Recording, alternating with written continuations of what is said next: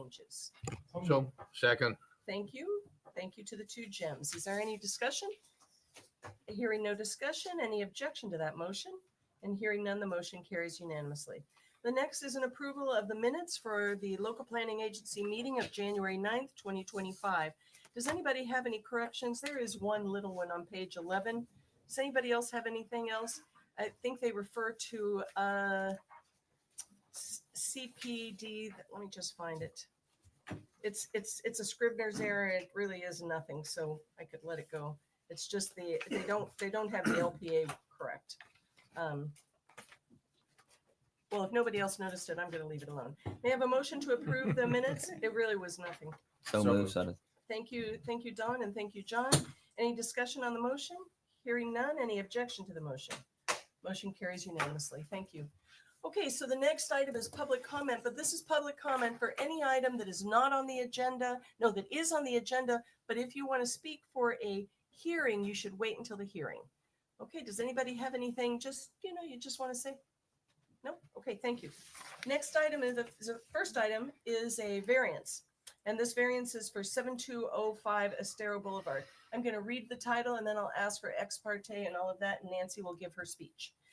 So the title is a resolution of the Town Council of Fort Myers Beach, Florida, approving with conditions, or denying a variance for the property located at 7205 Estero Boulevard, generally identified as strap number 034724W10011.0000 in Fort Myers Beach, Santini Plaza, to allow a multi-unit complex to develop individual unit signs that are a maximum of 32 square feet, as well as developing a 32 square foot ground sign to display the complex name and branding, allowing for the structure to be developed on the property line, providing for other clarifications as necessary, providing for conflicts of law, Scribner's errors, severability, and providing for an effective date. Could I have ex parte, Jim? None. How about you, Don? None. Doug? No, ma'am. No. Jane? Jim? None. Done. John? And I have to recuse myself, and I have filed the report with Amy because, as most of you know, I have a business there and will be impacted. Okay, Okay, Nancy. thank you. So, thank you, Madam Chair. So, the variance as well as the CPD that is on your agenda today, both of these are quasi judicial in nature. And this requires that the hearing for both of these items complies with procedural requirements that have been established in Florida law and in our land development code. So today your public hearings will be less formal than if you were before a circuit court judge, but they will be a little bit more formal than typically when we have discussion of other items. We must follow basic standards of due process, and that requires that certain items be provided notices, the application of the correct standards, and that your decisions are made on competent and substantial evidence that's presented to you today in written documents or through oral testimony.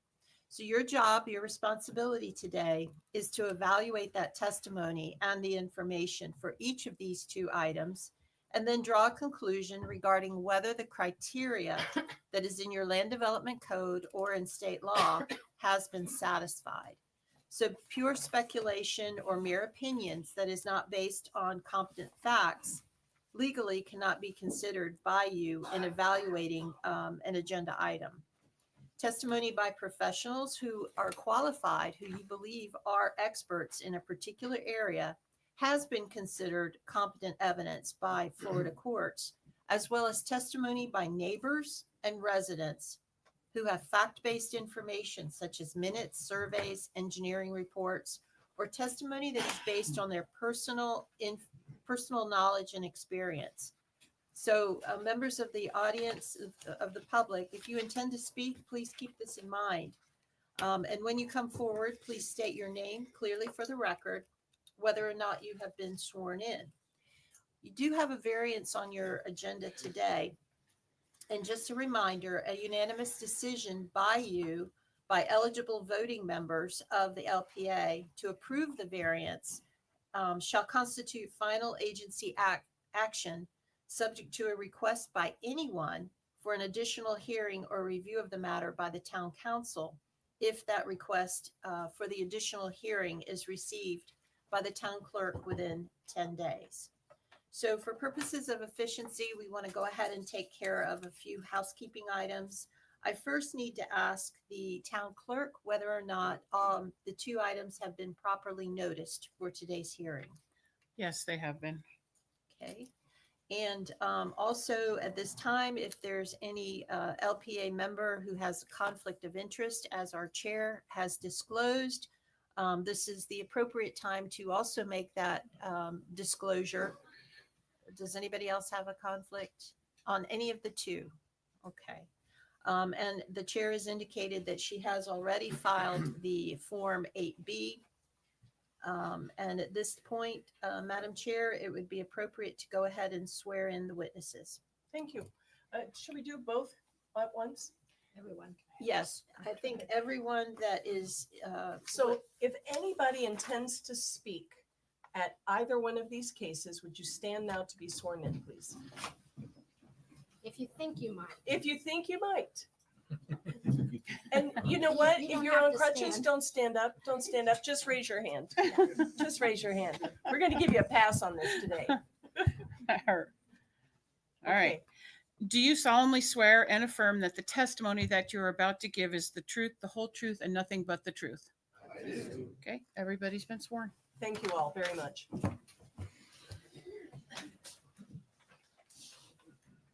Okay, I believe you did the ex parte disclosure did. on the variance. Do we know who will be participating for the variance? Jason and Kara Stewart.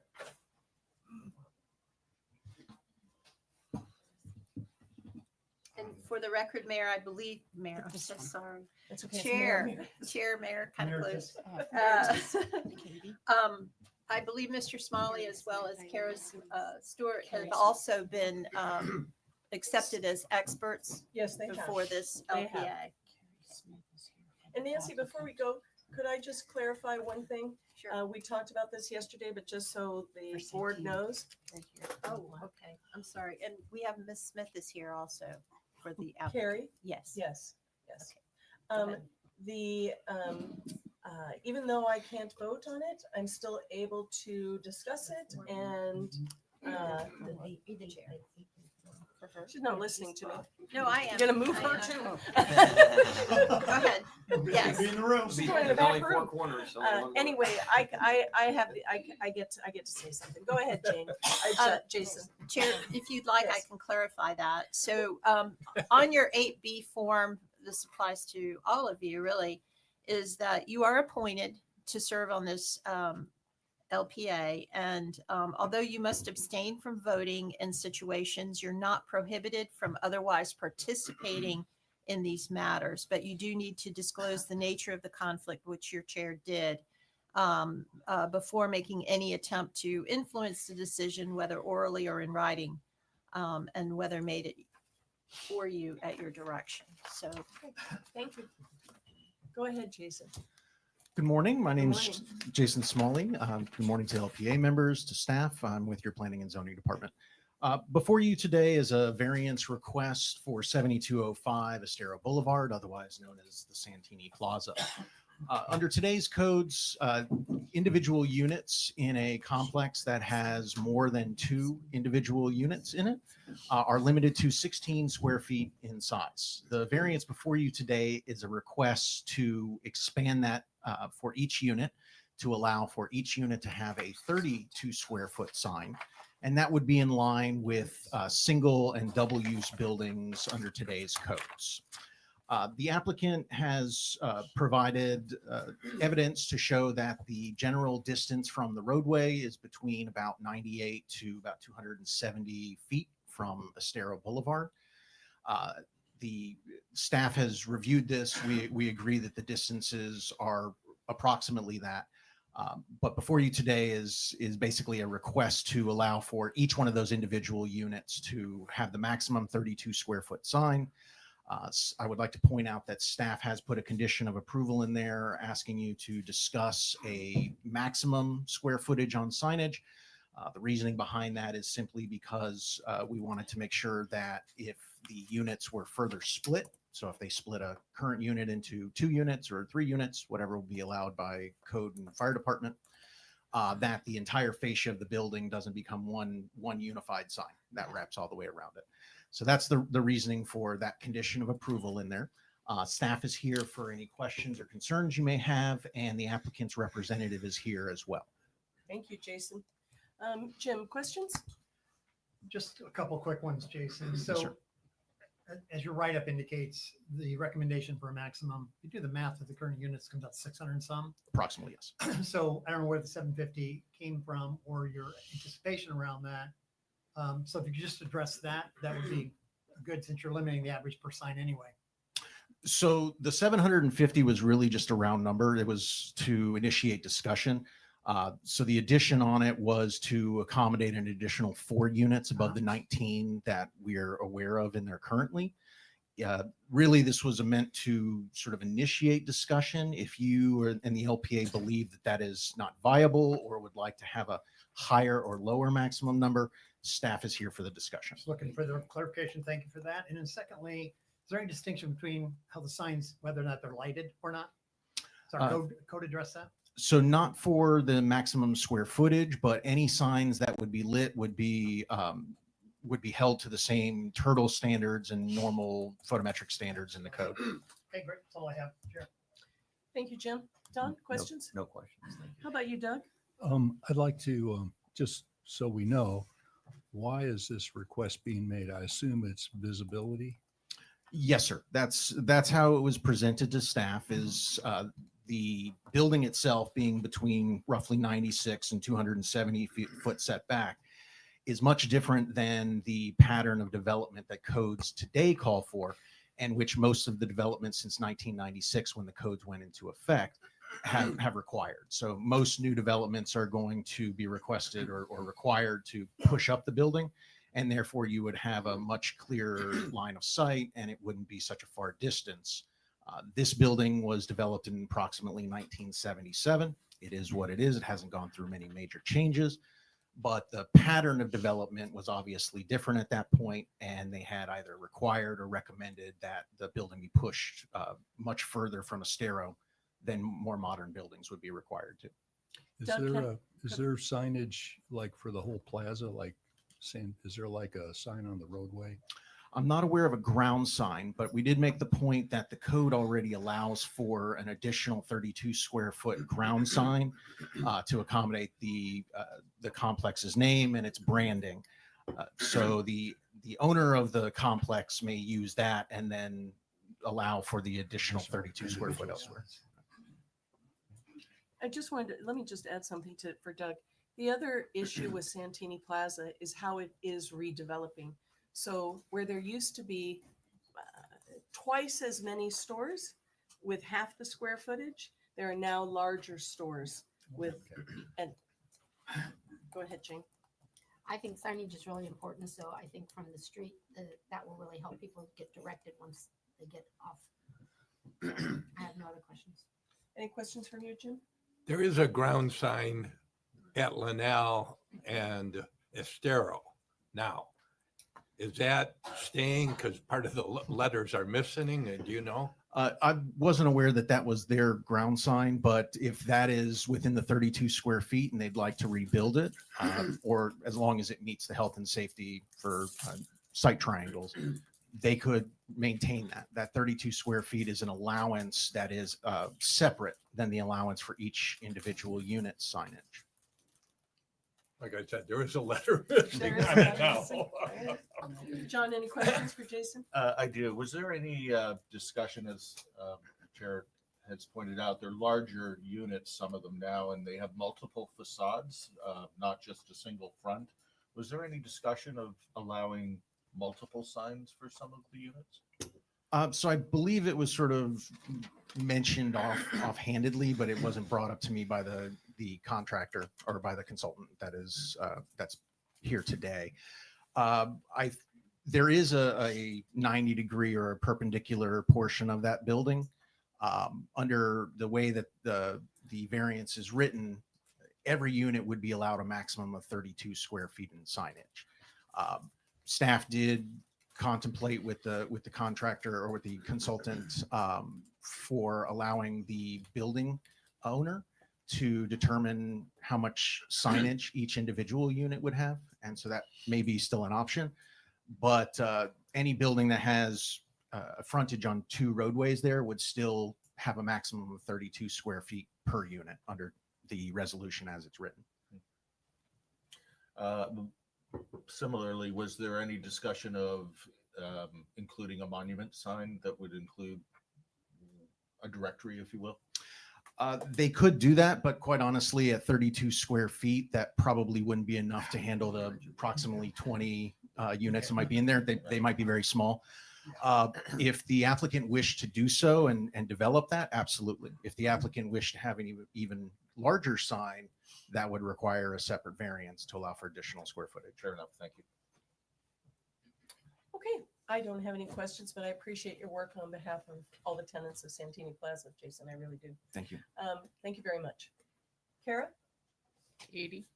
I'm sorry. Go ahead. Sorry. Kara Stewart, on behalf of Shaken Properties LLC. Good morning, Madam Chair and fellow LPA members. The questions that you all just asked were ones that I was going to be presenting as well. So in order to clarify on the number of units and how this new property owner is developing it, prior to the storm, we had approximately 31 units in this complex, much larger amount of stores and whatnot. We are now at 20 plus the ATM. We plan on staying in that format. The owner is a little concerned about the aggressiveness and the possibility that some of these larger units, if in time they need to reduce in size and we need to have in another tenant, therefore that additional 4 units that staff has proposed, or the square footage, 750, that gets us there. We're actually, and I did not have a chance to mention it to Jason, so we're actually looking for 800 square feet. We're looking to split the difference between what was there 30 units before. We have 20. Let's say if we need to go back to 5, I'm saying 800, whatever the actual number is, but that's what we were looking for, to be able to reserve in the event some tenant has an issue and we need to split up that unit and offer another space. The structure is such, in the way the units are laid out, the diagram that I had submitted is a little deceiving in a way. It doesn't give you the magnitude of the length of those structures and of those units. The 32 square foot, I mean, it's tremendous. I went down there this morning to double check myself, and it really is. It's going to fit quite fine. I think it'll look nice. It'll probably actually enhance the complex because it is in more relationship relative to what those fascias are. The fascias along all 3 buildings or 4 buildings, whatever they are, varies in height from like 2 to 4. We have some trajectories coming out. It really will probably look better this way than having little tiny signs over those 20 units. The issue on the ground sign at this time, the owner, we're not asking for anything different. We're just really trying to accommodate our tenants and get them a larger sign. In relationship to the other comment that was made about the units that may have 2 frontages, so to speak, at this time, that is not in this request. If that tenant or those tenants choose to continue in that fashion, that will have to be addressed at a later time. The owner is not looking to correct that right now. So we're trying to keep it realistic, appealing to the road. As Jason had mentioned, when we had done our distances, we're 200 in some areas, 90 in some areas. You know, the code now, we're building 0 to 5 foot setbacks, much different effect with a 32 square foot sign along that road versus being so far away. The letters missing on the ground sign, I'll bring that to the owner's attention, by the way. Yes. And I think Unless there's any other questions for me, I'm hoping that that addressed the questions. Jane? So the conditions for approval, you're in agreement with the three there, except that number three, you'd like to change from 750 to 800? If we could, yes, just for that extra, we're nothing against the tenants that are there. The town is going through a rebuilding, you know, I mean, there's that potential that someone needs to downsize what they've done. We also have, I just remembered too, there's an issue with, the landlord is trying to bring in larger businesses and one of them is a hardware store. They have some requirements for larger signage than what is currently allowed. So that will help us with that particular tenant as well. Other questions for Kara? Just one clarification, maybe I heard this wrong. Did I hear something during the presentation that the owner can still negotiate less square foot per unit than the 32 that we're allowing? That's between the tenant and the owner? What will happen, correct, if you're given to the tenant the 32, if the landlord decides that they've got a narrower unit maybe and doesn't want to give them that.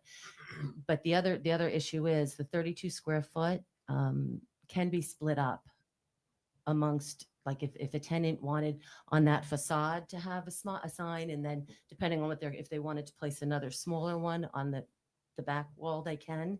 So that 32 is not necessarily just a given. So That's further to interesting. that, there could be, Not interesting. there could be two signs, but a total of 32 square feet. Correct. Okay.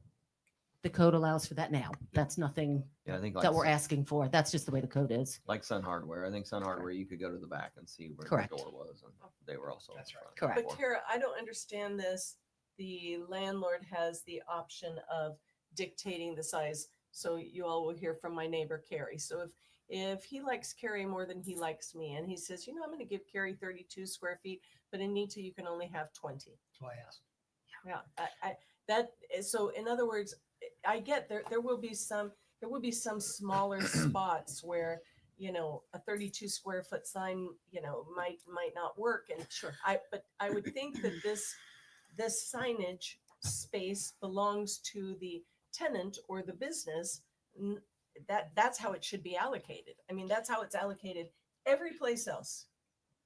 And then I guess the other question would be could they do two 16 square foot signs on the front because they want one that says, Nike or Yes, they something, could. they want, They yeah. could. Okay. They could. So there you lose a little bit of the uniformity there That's too, it. I was right? gonna say the same So thing. if they're all kind of the same, that's one of the things I liked about Me it. too. Instead of the little and the bigger and different, if they were all uniform, to me that's the aesthetic that, visible and aesthetically pleasing.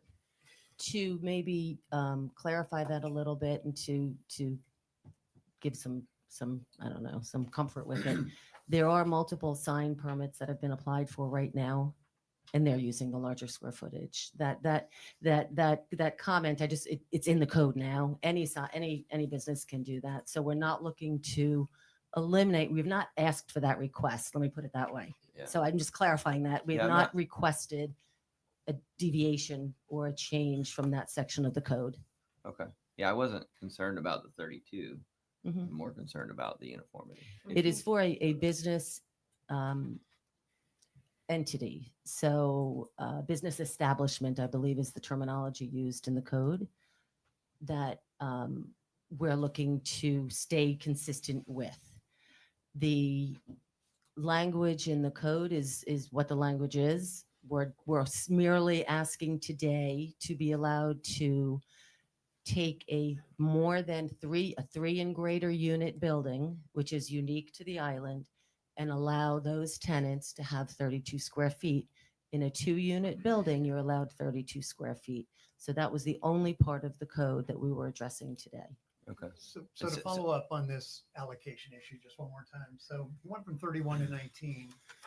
The current request allows you to go to 23 if you don't get the 800, 750. So you're going up about 25 or so on if the 800 comes.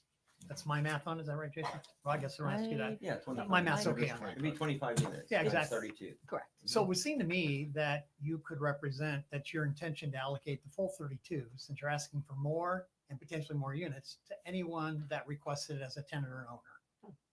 Couldn't that be your on the record that the owners of the property, its intentions are to maximize the signs for each unit up to a maximum of 25 units? Because that's what your math would let you do.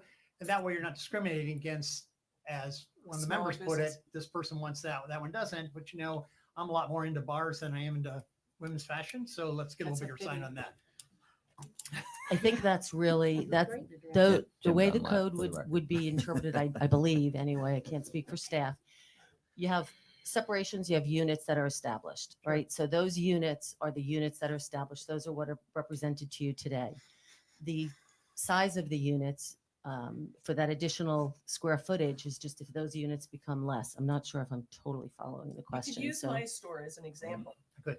It's 4,000 square feet right now.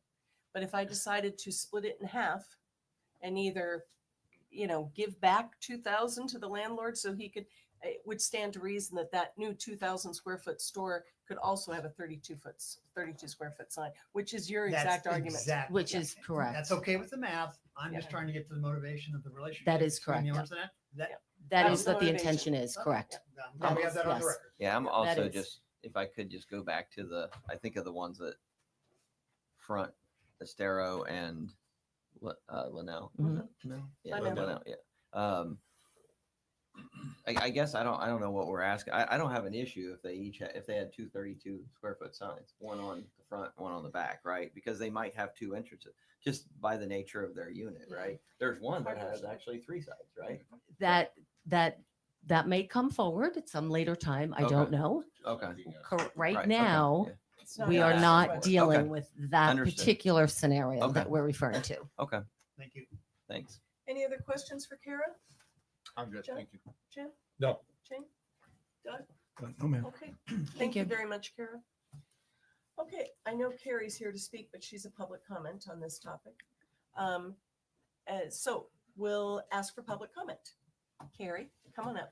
This is my neighbor, Carrie. No pressure. Carrie owns Leonie's right next door to me. Hello. For those of you that don't know, Leonie's has been there since 1977. Carrie, say your name for the record. Oh, I'm sorry. Carrie Smith, owner of Leonie's, Santini Plaza. A nice neighbor, for the record.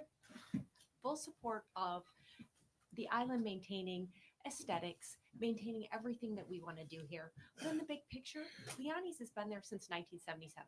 Whether we have a little tiny sign or a big sign, we are going to survive. But no one's been through what it is this island has been through. And now's the time to do some correction because we have the opportunity to do the correction. So if the rest of the world is doing a certain conformity, now's the time for us to do the certain conformity and leaving it to the landlords. And Anita's 100% correct. My store is the same. If I decided I wanted to give a little bit back, then I need to give some of my signage space back. I have room of my, let's see, that would be 50 feet of frontage. Well, that means I have to scoot over and stay within my 25 feet of frontage because I'm giving back and I have to allow my neighbor. That's common sense. We don't have to nitpick it to death. Thank you for being here, Carrie. Thank you for all your help. Appreciate you. Anybody else like to comment on signage at Santini Plaza? All right, public comment is closed. Any further discussion or questions for staff or the applicant? Jason, do you have any objection to increasing the 750 square feet to 800 square feet on section 4? I don't have any professional concerns about that change in number. Just to follow up to that, are there any significant inconsistencies that are created with that allocation versus others on the island? No, I think the 800 square feet across all of the units is reasonable. Any other questions or comments? Any discussion? If not, may I have a motion, please? I'll make a motion to approve the variance, finding that it meets all of the findings and conclusions with 3 conditions attached. 1 change on number 3 from 750 feet to 800 feet. Second. Okay, there's a motion. Is there any discussion on the motion? Hearing none, I'll call for your vote. Jane? Aye. Jim? Aye. John? Aye. Doug? Aye. Aye. Don? Jim? Aye. Thank you all. And just a reminder that this is a unanimous decision by the eligible voting members of the LPA. And this is final agency action, subject to a request by anyone for an additional hearing before the town council that must be received by the town clerk within 10 days. Thank you very much. Thank you, Carrie, and thank you, Kara. Thank you. Okay, so we'll move on to the next hearing, which is what most of the audience is here for. This is DCI 202-40137.2, a mobile vending food truck park CPD amendment. This is an ordinance of the Town Council of Fort Myers Beach, Florida, approving with conditions the commercial plan development CPD zoning for the property located at 2500, 2510, and 2518 Estero Boulevard and 2543 Cottage Avenue, generally identified as strap numbers 194624W30120A.0100, 194624W301302000, 194624W3013001.000, 194624W30120A.013A in Fort Myers Beach. To allow a mobile vendor food truck park with shared parking, providing for other clarifications as necessary, providing for conflicts of law, Scrivener's errors, severability, and providing for an effective date. So we also have a request from the Pelican Watch Association for several people to have intervener status. So the first thing I'm going to try and do is wrap our heads around our time factor here, okay? So Ken, would you stand up for a second? I spoke with Patrick yesterday. He told me you're going to need about 20 minutes, 20 to 30 minutes. Okay. So so I know how much time to give the interveners if we qualify you. So Nancy, do we need to ask for the interveners to come forward first? Yes, you have a couple, because of the, we typically don't have interveners or affected parties requesting participation, an opportunity to participate. So we have a couple housekeeping items that we will need to address prior to the actual beginning of the presentations.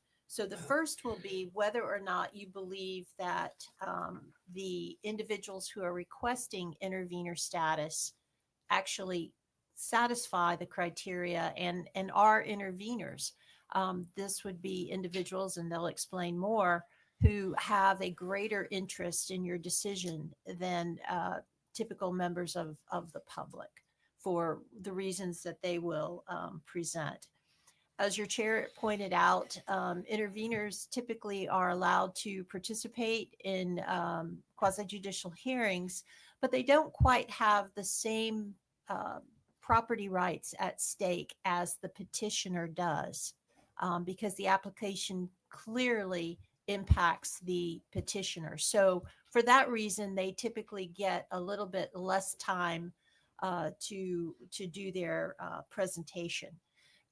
In this particular agenda item, there has been a number of documents that have been submitted prior to the distribution of the agenda, which you received.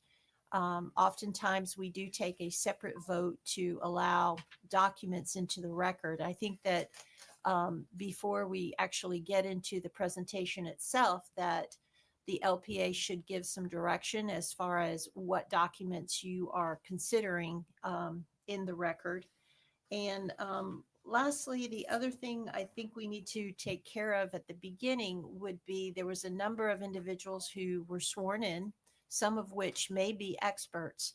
So perhaps it would be best to go ahead and see who's going to be testifying as an expert, hear their qualification, and take a vote as to whether or not you consider them to be an expert. Madam, if I have one Yes. clarification, can you, for my purposes, create a distinction, Renee, between an intervener and an expert witness?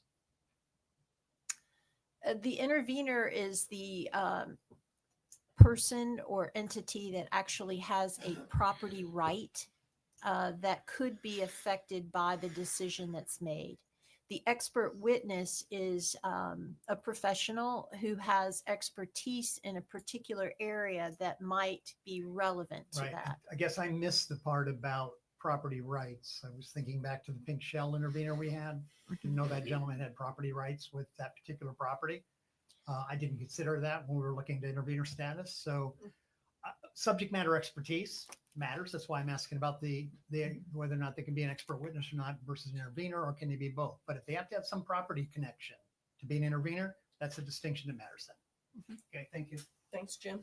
Okay, so who's going to, hello, Mr. Davies, who is going to be testifying as a witness, as an expert? And so both of these gentlemen are attorneys. That is correct. I believe they're prepared to discuss the intervener issue, but I think I agree with you that perhaps going ahead and qualifying who's going to be experts, that would be satisfactory as well. Okay, Should we also do ex parte? yes, we'll do, yes. Once we begin Yes, the let's hearing. get these Yeah. guys out of the way first, okay? All right, so who's going to be experts? We'll decide. Just to enter my name into the record, David Moscoso Becker and Polikoff here on behalf of Pelican Watch, Tom and Deb Danford, and Ed French, who are residents abutting the proposed project. So I've got three experts with me today: Max 4G, Mohsen Salah, right? Salehi, Oh, and Matt Simmons. so nice to see you, Moses.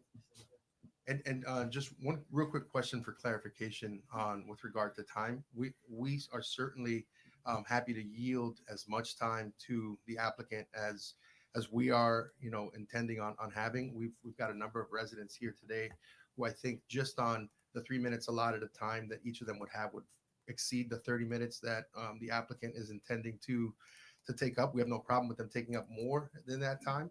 And I would ask that in lieu of having a strict 30 minutes for us, because our experts have worked on so David, many. that Yeah, has nothing to do with you. That only had to do Okay. with the interveners. got it. Okay, great. It has nothing to do with you. Okay, thank you. I appreciate that You're clarification. welcome. And then, You're welcome. and finally, for the interveners, if their time could be counted separately from our time as It's your time doesn't have a limit. okay, great, thank you. And it is, but just remember, less is more. Sure, Um, of course, certainly. It's not like Christmas where Yeah, more yeah. is more. It's- Sorry, to interrupt. I'm Noel Davies. I represent the applicant. David represents the intervener. That's correct. Interveners. Correct. That's correct. Yeah. Okay. Correct. So I, You need to come. to I've the- got that straight. I've got Okay. that straight. so applicant does have a limit on time. Applicant, He has no, to come to the listen, microphone. both, Noel, come up here. Yes. So you're both on the There you go. record. This is I don't know Noel if this is- Davies. I don't know if this is on. Noel, It for the is. record, Noel Davies on behalf of the applicant. Thank you. The only thing I was trying to do was kind of wrap one of our members has to leave at noon. He's a valuable member, not that everybody isn't. But Thank you. you want everybody here for this case, as was seen in the last case. Absolutely. So I'm just trying to wrap my head around yesterday what our time is going to look like in this. So I made a call to say, hey, Patrick, Ken, how long are you going to need? Because Ken can be long-winded. Yes. And which is all right. That's his prerogative. But we have one of our people are going to leave at noon. Okay. So that's a heads up. And so that's why I was trying to get my head wrapped around Okay. time. Okay. Okay, great. Not to crunch any of you, but just to advise you. Sure. All right. Yeah, go ahead. And then as far as the interveners are concerned, the interveners are allowed. I just really dislike interveners. It sounds, ugh, and these are good people.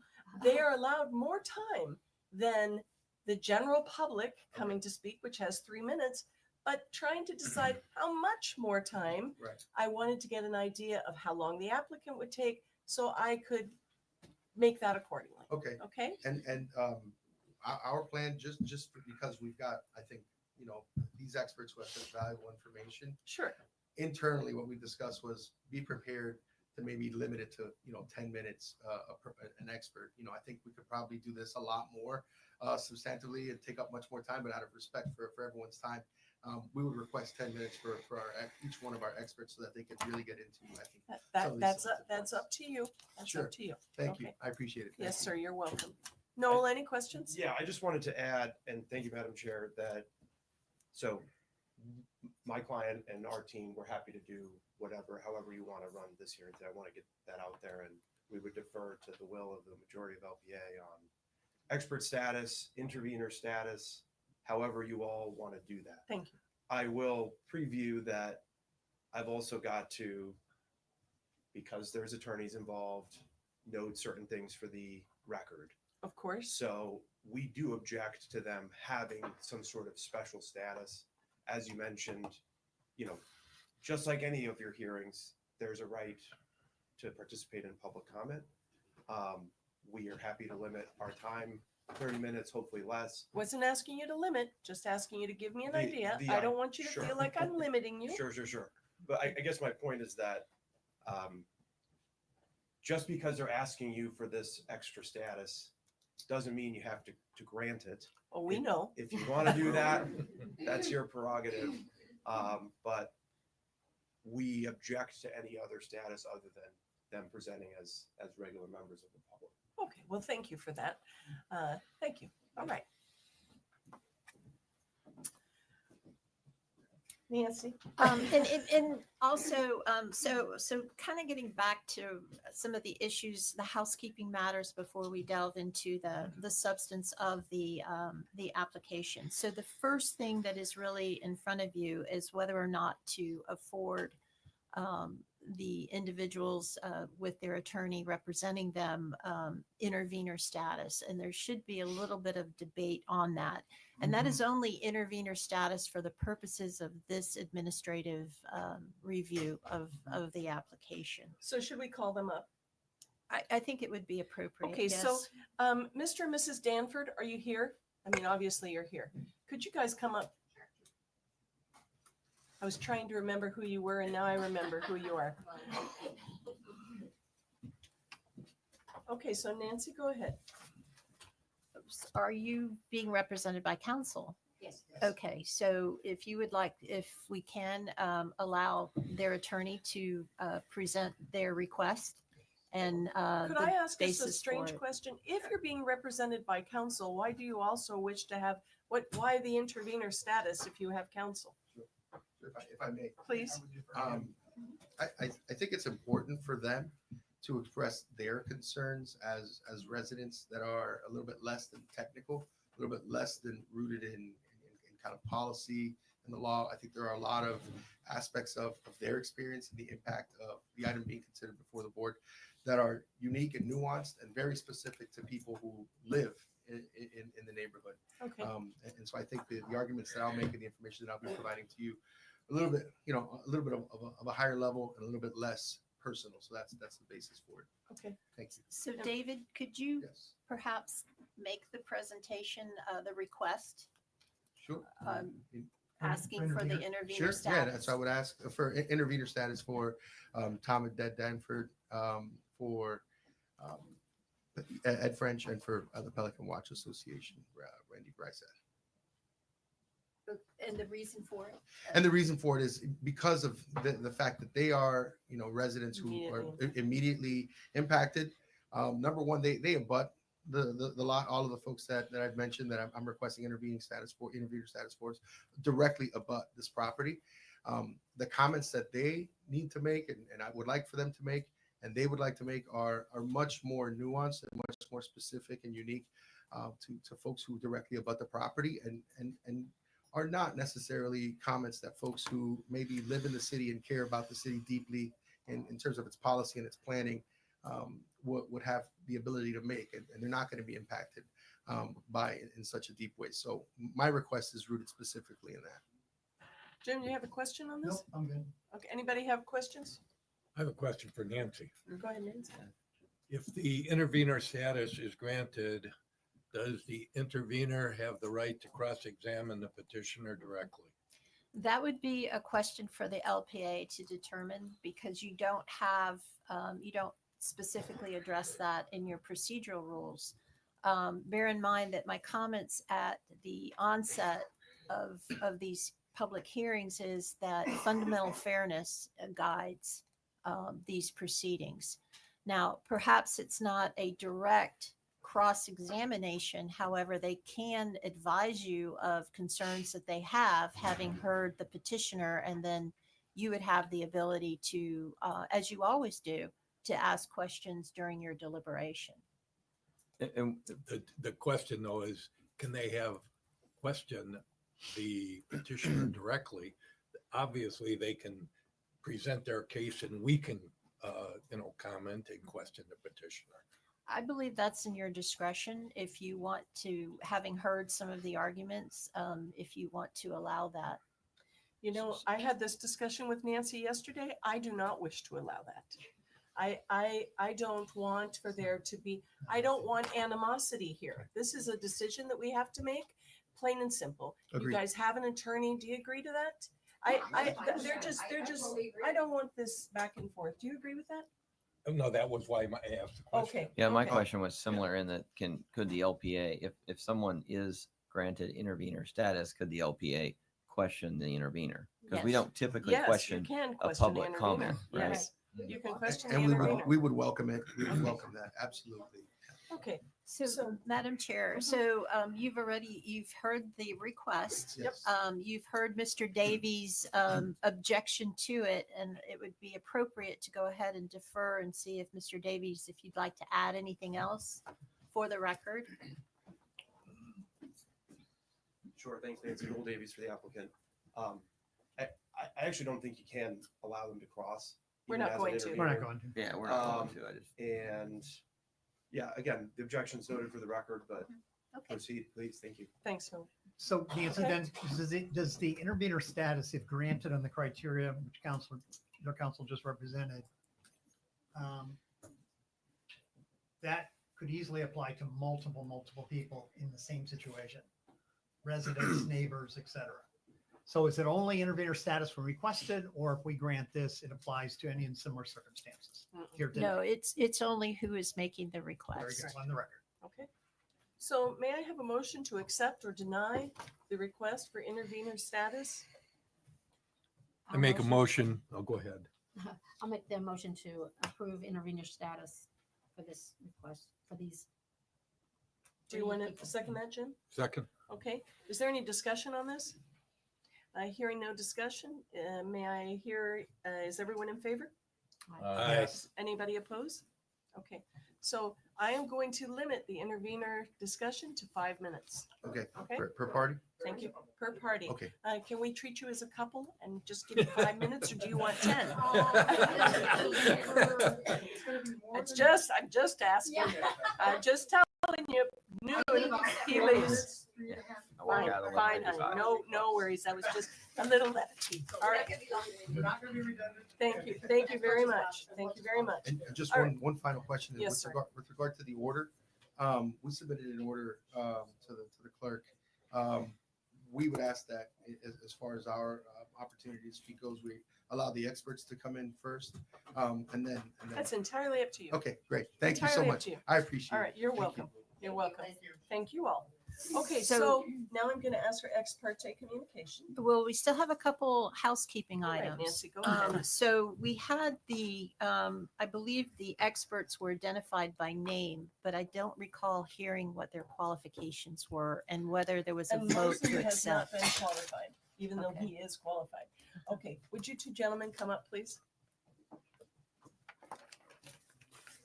Would you you have already been qualified previously, but would you give your name for the record? Max Forgey, Forgey, doing business as Forgey Planning LLC, Okay, cool. 236 Southeast 45th Street, Cape Coral. Okay, it's been years since I've seen you. This gentleman helped us with our comp plan. My name is Mohsen Salehi. That's Mohsen. Last name Salehi, Salehi. And I'm going to date myself here, but I've been around. Yes, you have. I've been here since 1990 and first working for D County DOT and then D County CRA when Fort Myers Beach was still a CRA for the county before the incorporation.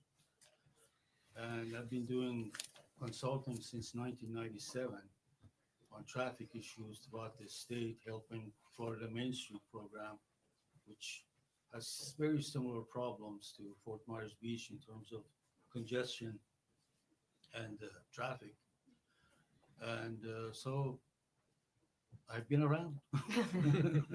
May I have a motion to accept motion as an expert in his field? I move. Second. Thank you. And is there any discussion on that motion? Hearing none, all in favor? Aye. You're officially an expert in Fort Myers Beach. Thank you. Now Are fix the there any traffic. other? Are there anybody else who wish to speak as an expert? Come on up. Good morning, Matt Simmons, managing partner at Maxwell Hendry and Simmons. I have spoken at some point, and I don't know if we ever accepted you as an expert. right, that sounds like Give solid us your judgment. credentials. Yeah. So I'm a certified appraiser, licensed broker. I'm the managing partner at Maxwell Hendry and Simmons. We're the oldest and largest valuation services company in Southwest Florida. We touch everything from our day-to-day work is real estate appraisal. We do a lot of work connected, obviously, to FEMA's 50% rule. So we've been knee-deep in all of that for quite some time. What I'm here dealing with today, though, is a type of service we started about, I think, 13 or so years ago, and it's a value impact study to specifically address the issue of potential value impacts as they relate to proposed changes to zoning or comp plan. And so that's the scope of what I'm here for today, and kind of a brief summary of my credentials. Thank you. Thank you, Matt. May I have a motion to So accept moved. Mr. Simmons? Second. Thank you. All in favor? Aye. You're official now, Matt. So we also, I believe we have staff, Judith Frankel and Jason Smalley, and they've already been Yes. accepted as experts. So we have the issue now regarding the agenda. The materials that were included in your agenda, is there a vote maybe to have them accepted into the record? Yes, So ma'am. moved. Is there a second for that? This is something we've never done before. Is We this do regarding the sometimes. documents that Yes. have been submitted? Yes, Have both sides seen the documents? I believe so. Mr. Davies, do you want to comment on that? They have been, these are the documents that were provided with the agenda materials. Yes, we've seen those documents. What about that box? We're going to get to that Okay. next. I just have one comment. And this is nothing personal, Matt. Matt and I've been friends for a long time. I do not object to him being qualified as an expert. I think he actually very much is. He certainly is. I just wanted to point out one technical point about your rezoning criteria and how that relates to appraisals, valuations, etc. So there's nothing in your code that in the specific rezoning criteria that relates to whether a property is going to increase or decrease in value, right? That's true. You're all aware of that. We're all So, aware of that. Yes. I, for the record, I've got to object to any appraisal, any valuation report coming in, because you're not allowed to consider that because it's not in your criteria. If you do allow it in, I would just ask that it be accorded the weight that your code allows, which is 0. So again, noted for the record, and we respect whatever decision you Gosh, we make. got the Thank you. A team in here today. This is gonna be tough. Whew. But whether the code specifically allows it or not. Yeah, I just want to Okay, clarify yeah, real go quick. Whether code specifically allows it or not is not exhaustive. Doesn't mean it cannot be allowed. Right. And just a quick point, there's nothing in the code that says that you have to value it at 0.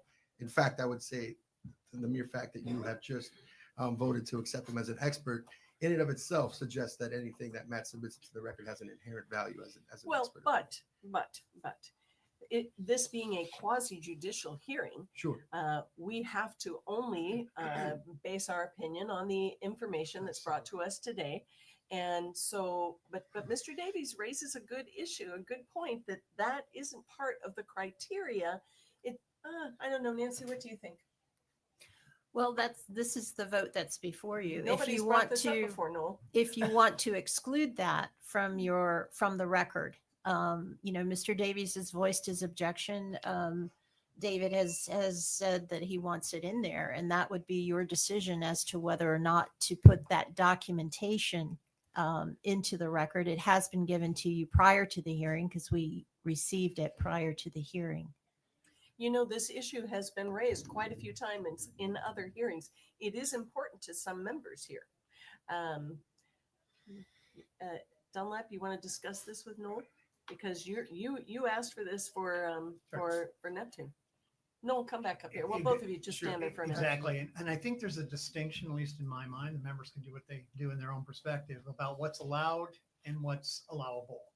And that's a difference to me. And I always struggle with why isn't more information, better context for a better decision? The weighting that you've asked us to apply is completely appropriate because we're not required to give it any weight at all, but it doesn't restrict us from understanding the basis on which it's based, the expert that's representing it, and the criteria they use to get to that point. And I personally like to hear that background information. I just think it gives new context, and there can't be therefore a challenge that there were things that were available to us we didn't look at, consider, et cetera. So that's my point of view. If I may, so certainly the context, I mean, really it's a relevance objection to not hearing, basically not being prejudiced by stuff that you shouldn't, that doesn't squarely fit within It's not in the criteria. the criteria. So, you know, again, this goes back to, you know, Nancy always does the nice introduction about substantial competent evidence, right? And the weight, and, you know, your difficult job in balancing that weight. So you have, you know, approved him as an expert, and to your point, Jim, you know, I think there can be value in additional context, whether it fits the criteria or not. But I just want to give that disclaimer that shouldn't sway a vote, frankly. It shouldn't be a material consideration or really any consideration, because you've got to look at that substantial competent evidence as it relates specifically to your rezoning. You've done a good job with your client, putting that in context and giving us the Got it. guardrails on it. Got it. Jane, you had a question or Well, not? I just feel that more information is good. It isn't included in our findings and conclusions, so it can't be what makes us find the property or the request valued. So I think in that respect, and since you cannot really value something that hasn't happened yet because we have no comps against this or for this, it is an opinion, in my opinion. I would agree. It is an expert opinion. Right. It's an expert.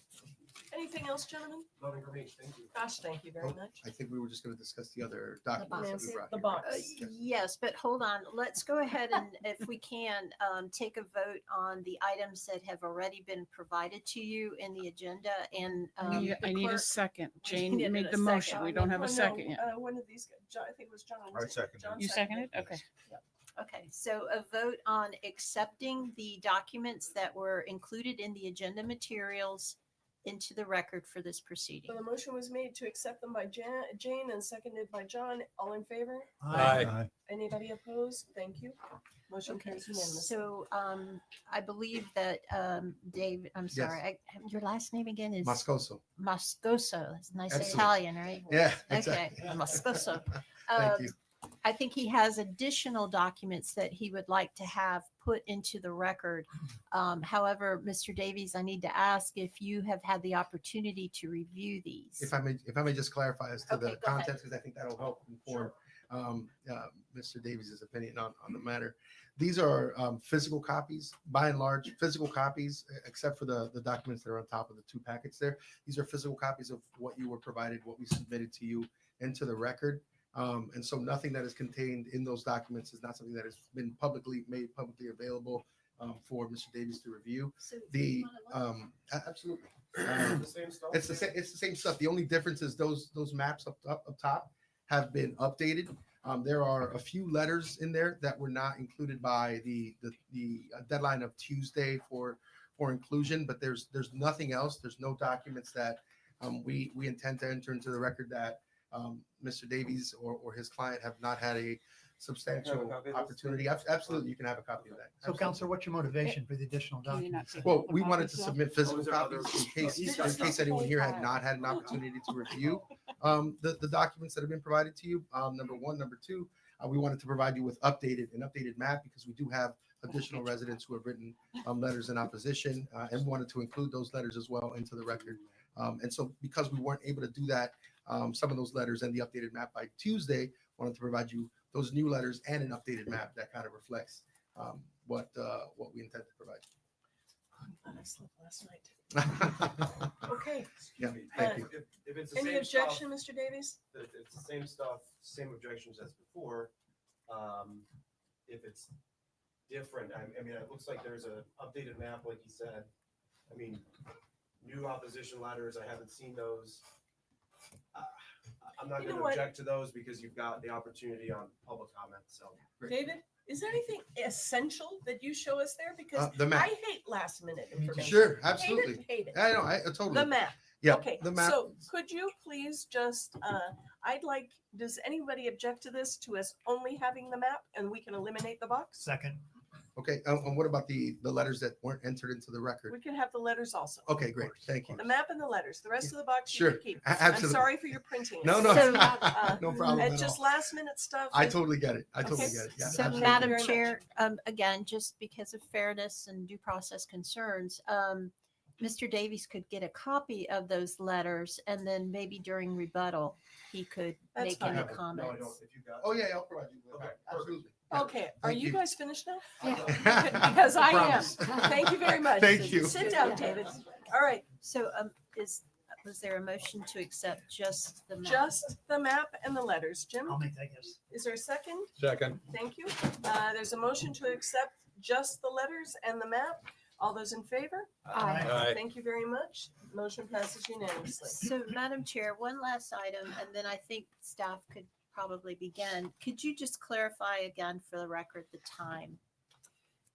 So the interveners will be allotted 5 minutes per intervener. And we have how many interveners? We have a couple, so that's 10 right there. And then we have Mr. French. Yes, that's it. And that's right. That's right. So we have 4 interveners. Okay, so it would be a total of 20 minutes. 20 minutes, yes. Okay. And the petitioner. Oh, did you forget the No, I date? hate- I hate to Oh. pick it up. Hey, All right, hey, thank you. hey, thank you very much. Ex Okay, parte- so wait, this ex is, parte- ex parte. yes, I know, Okay, but gotcha. Jim, ex parte? Oh, boy. I've had, obviously, numerous electronic communications, emails, both for and against, the substantial number against. I've done a site visit organized by the residents. Spoke with several of them, saw the property, walked the property, had subsequent conversations initiated by the neighborhood company. Thank you. Don? Pretty much the same. Neighborhood company visited the site for the last hearing. Visited the site to meet with the folks in Pelican Watch and some of the property owners. Walked it and again have met with the neighborhood company Thank you. and applicants. How about you, Doug? I met Ed French and Carolyn McCone at the property and looked things over. But prior to that, I also had a virtual meeting with Ken Gallagher, going over their description of the project in great detail Thank with you, the Doug. neighborhood company. How about you, Jane? Yes, I've met with Carolyn McCone and another person, and I did not write down his name. I apologize. And Mr. French at Pelican Watch and walked the property. Also talked with Ken over the phone. Thank you. Jim? Prior to the first hearing, I met with the petitioner and Ken. Since that time, we've received numerous emails, both for and against the project. Thank you. John? I also met with the petitioner prior to the first meeting and had a presentation from them.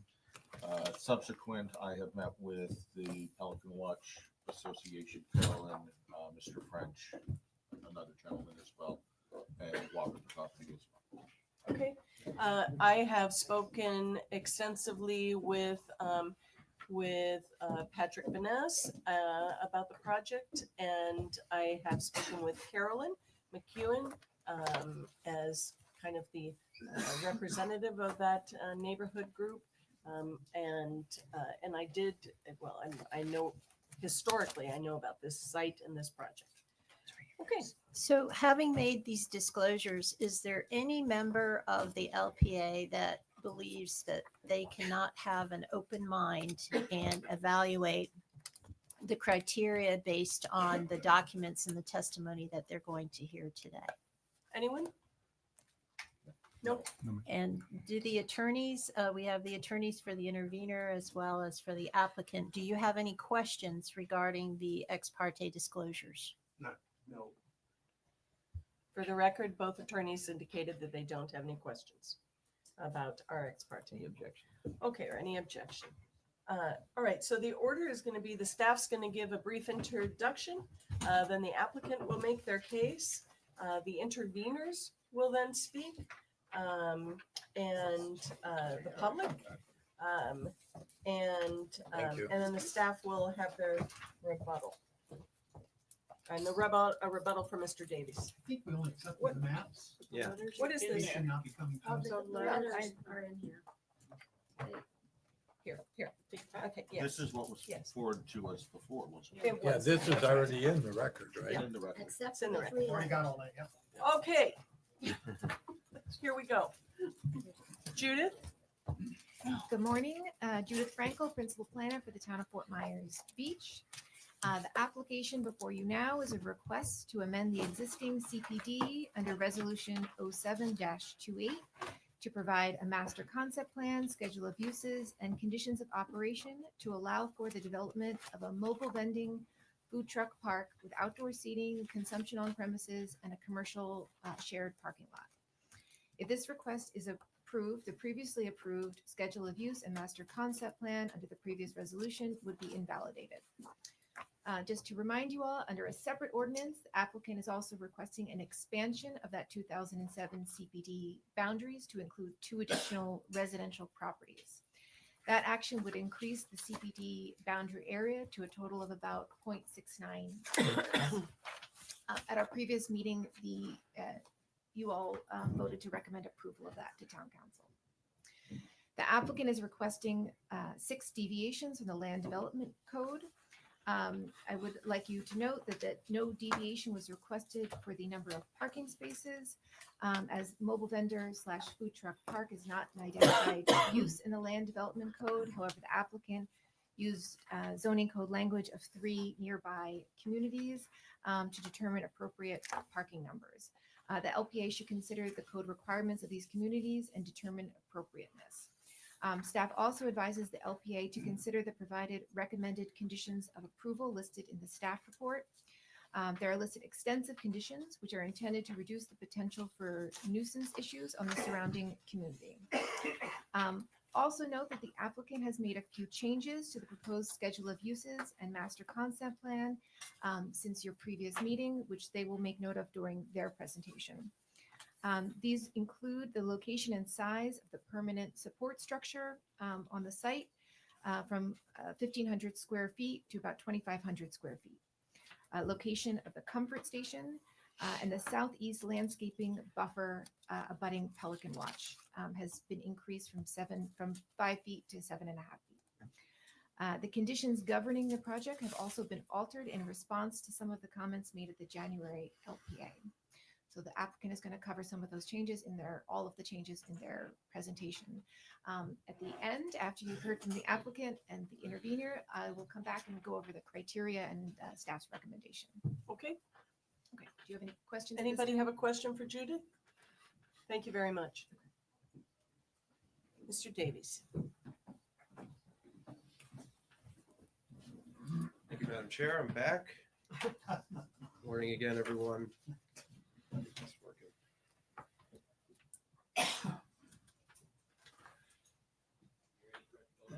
Ready when you are. Okay. There we go. Again, for the record, Noel Davies with the law firm of Davies Duke on behalf of the applicant. Our full team is here today. My client representatives are here. James and Debbie Hodka, and also Daniel Myers. Ken Delander and Laura Teft are here from the neighborhood company. They are our expert planners. We already went through experts, so you've accepted them as experts. Ken's going to walk you through the additional changes, so I'm going to be brief and let him do that. And Brandon Fry is also our expert civil, who you've accepted before. So good on housekeeping. One other item, the prior presentation from last month, we'd like incorporated into today's record, as your Madam Clerk usually does. We're not going to repeat that today. We're going to try to focus on what's changed since then, based on your feedback, based on the neighbor feedback, and my client's discussions with the neighbors, my discussions with the attorney for the neighbors. We've talked a number of times, and the same on the planner side, et cetera. So it is very important to my clients to try to work with the neighbors. They've made a number of reach outs, and you'll hear directly from Dan about the extent of all of that. I know that there were some disheartening comments last time about allegations of deception, which we rebutted appropriately, but I do want to open that we want to do what's best for the town, for your island residences, and also work with the neighbors. We're not going to withdraw the project because the neighbor objects, but I think you'll see that there are additional changes that help accommodate a number of their concerns. So Ken will walk you through that.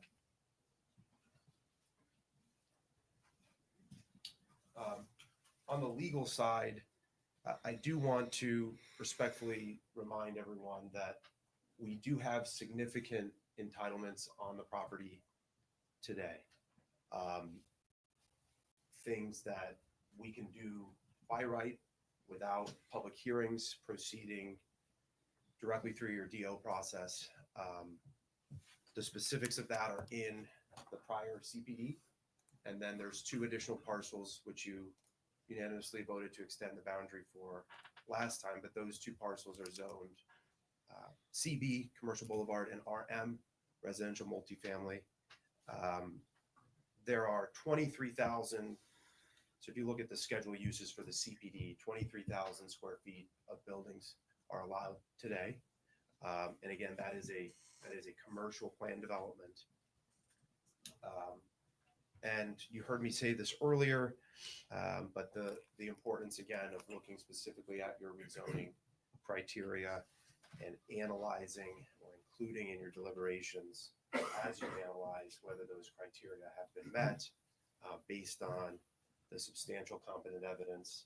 But it's also appropriate and important contextually to compare what is allowed by right today with what the proposal is seeking. And that proposal is specifically narrowed by a carefully tailored master concept plan with a lot of details and even more additions since last time, limiting the property to the specifics on that plan for the family-friendly food truck park use and the parking lot use. You heard from both Ken last time and Judith, and this has not changed, that our proposal today is less intense than those by right entitlements. One additional point as you think about this, I know that the 2 key words, at least that I've noticed in doing these hearings, and I think it's very important, and as you're dealing with the very important balance of rebuilding this island, and that is public benefits. My client's willing to provide the public restrooms or comfort stations, and Ken will give you all the specifics about that. Typically, when you're hearing about public benefits, right, it's in exchange for proposing something that's more intense than what the property is entitled by right today. So give me a little more density, give me a little more square footage, give me a few more units, and I will give the town this basket, this bundle of public benefits, right? And of course, the very challenging job with that is always, is that enough? And does that make sense with respect to the delta of by right entitlements with a proposed more intense or more dense, something that would have more impact from an entitlements perspective? Here, what we're proposing is less than what we can do by right. Still, we want to provide the public benefits. We want to provide specifically the public restrooms, which, as I know you're all aware, has been asked of a number of developers up here. It has been refused. But this particular client wants to do that. They want to do what's best for the town and provide that very significant public benefit, even though they're not asking you for more than what they can do by right today. They're asking you for something different, but that different is something less intense than what's by right. And with that, I will turn it over to Ken. I'm happy to answer questions now, but anytime today, and we'll probably defer to Ken, and I would reserve rebuttal, as you already noted, Anita. Absolutely. Any questions for Mr. Davies before Ken starts? Okay, thank you. Can everybody hear in the room? No. It seemed a little low to me. Where's our person back there? He heard you. He heard me. Okay. It seems, if you could turn the mics up, I would appreciate it. Did you? Okay, well, we don't want squealing, but I want everybody to hear. You don't think the microphone, now it's on. Hello? Much better. Hello. Hello. Hello, Ken. Good morning. Good to see everybody. Full component of the LPA. Glad you're here. For the record, Ken Galander, Neighborhood Company, on behalf of the applicant.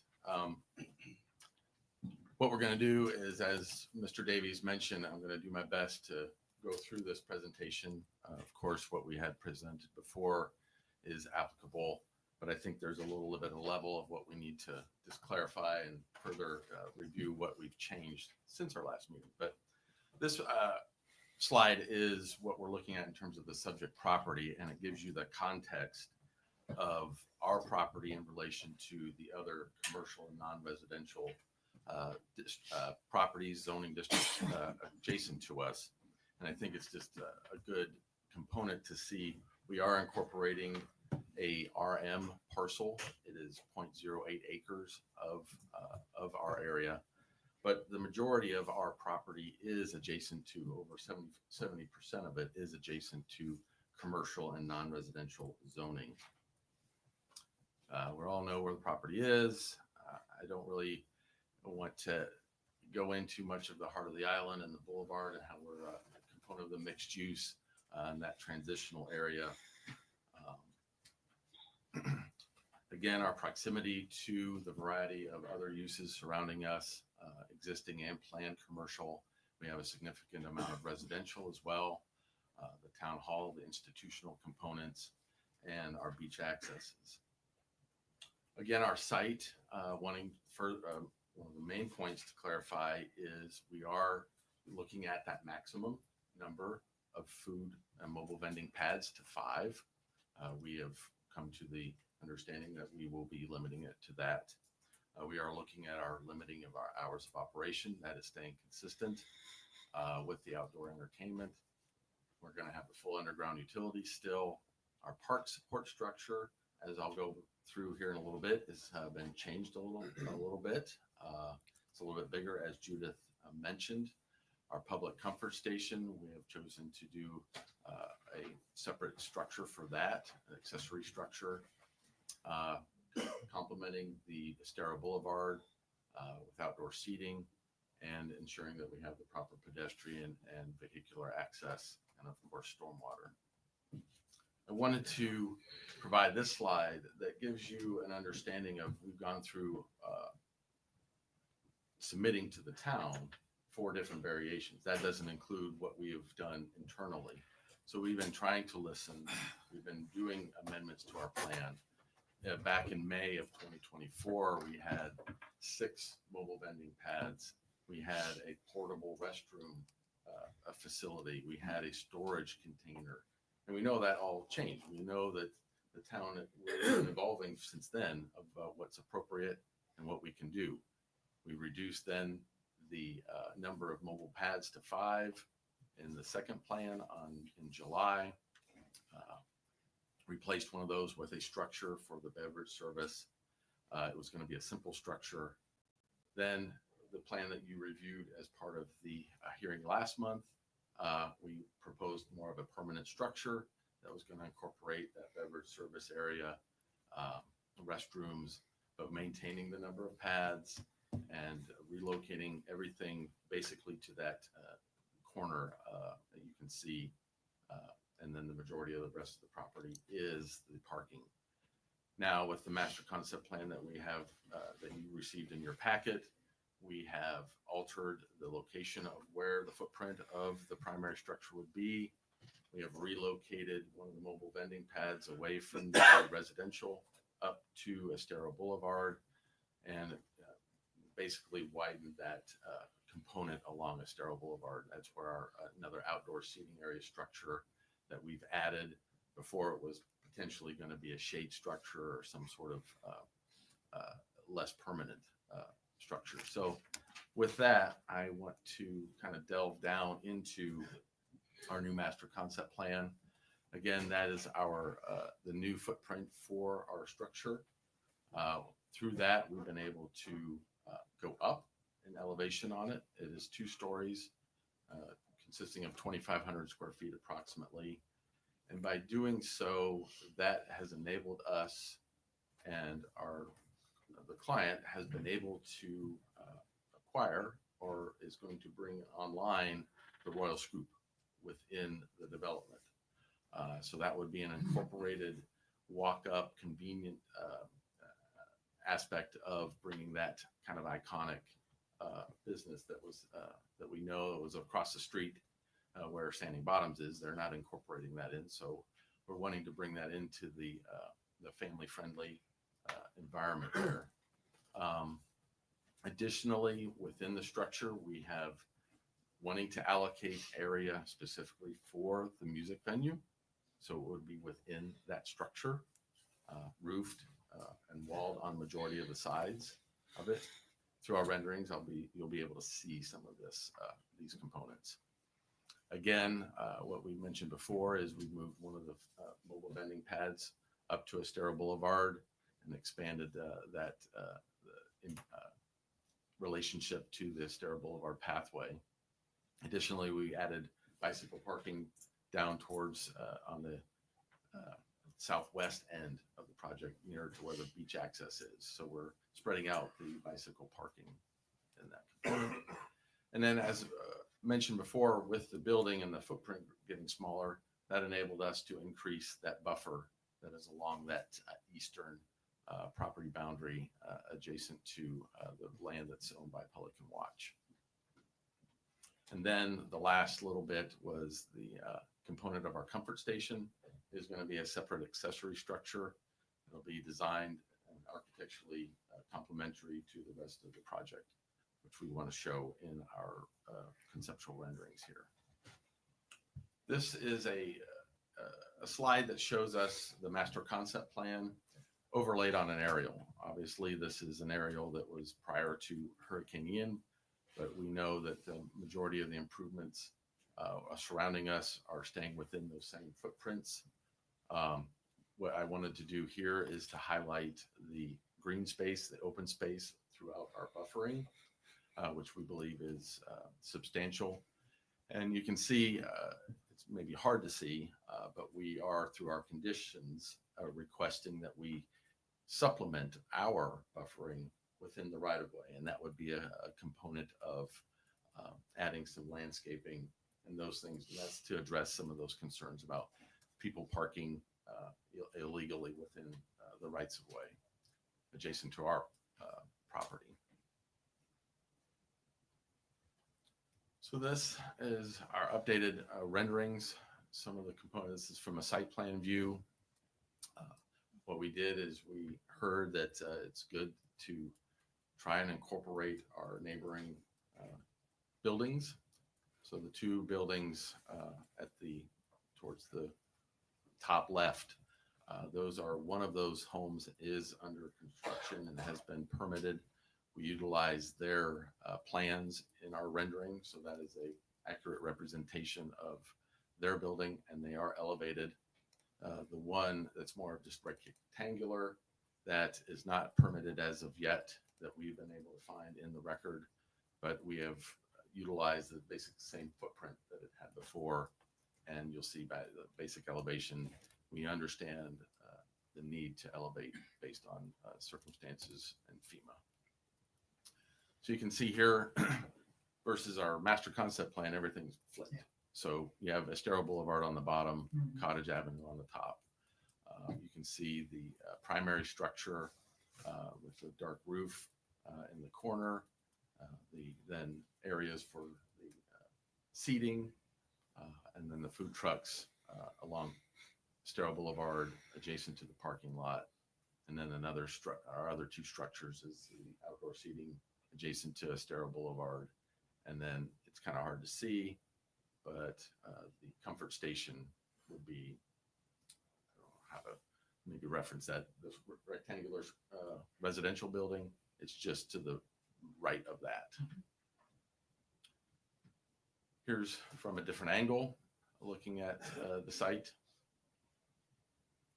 This is from Estero Boulevard and Chapel, recognizing we, as mentioned before, we are a major component of this is to vegetate and create really an ambiance of a lush environment, and utilizing that open space and those buffers to complement that. This is a ground view looking at Chapel Street, and what we're representing here is what we are, a component of our conditions is utilizing a portion of the right-of-way, working with the town to appropriately sign and document no parking within this area. You can see the bollards and the rope and the chain component. That is my experiences working in other jurisdictions. That has been utilized to help defray the parking illegally. It is done through a lot of the side areas down in Bonita Springs. So we know it's a effective way to help control that illegal parking. Another view from Chapel, Cottage Avenue. You can see the accessory building, which would be the comfort station. This is a view looking down Cottage. The corner, this view from Estero. This is a view of the structure. And so what we wanted to do, and we knew our aesthetic that we had before was maybe a little bit of a festive and didn't conform with the context of where we are in that heart of the island. Reviewing that, we really ascertained that let's look at doing a different architectural aesthetic for this project. And what we did is it's synonymous to the client's home that they're building. And we felt that that has been recognized as a very pleasing and very aesthetically appropriate home. So let's bring that look to the site and in the context of where we are within the heart of the island. You can see the area where the Royal Scoop or the servicing of where the ice cream could be. And then back in the back of the L-shaped building, you have the beverage service. And then in that far right corner would be the location of where the music venue or the outdoor entertainment would be located. This gives a different perspective. You can see the areas for seating, the beverage, and the music venue. This is the comfort station where we show the two substantial shower components, foot washing area, and it would be servicing both for public needs of those coming and going from the beach, and providing for the appropriate restrooms for the primary use, the food truck park. This is the structure that we're proposing along Estero Boulevard. We want to be able to have the folks eating and enjoying themselves.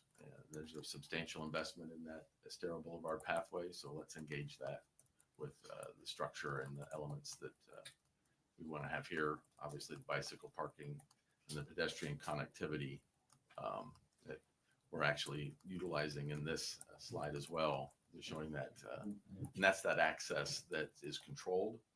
Those would be removable bollards for the vehicles to come and go, the food truck and trailer vehicles.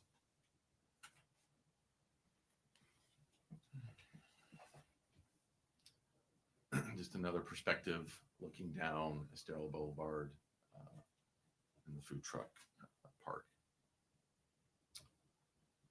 Sorry about that. Ken, can you go back to that image? Where's the sidewalk? So the sidewalk, see where the bicyclist is? Yeah. Down at the far end, that's the portion of the sidewalk. So it's- that fence, nothing intrudes on the sidewalk. Right, we are Okay. within our Okay. property, yes. Again, sorry, Touchy. yes. Hitting on compatibility again, we feel we're consistent with the mixed use existing and envisioned for this part of the island. Again, being the less intense, as Mr. Davies identified, but we're trying to utilize the same development standards that were applicable to the existing CBD.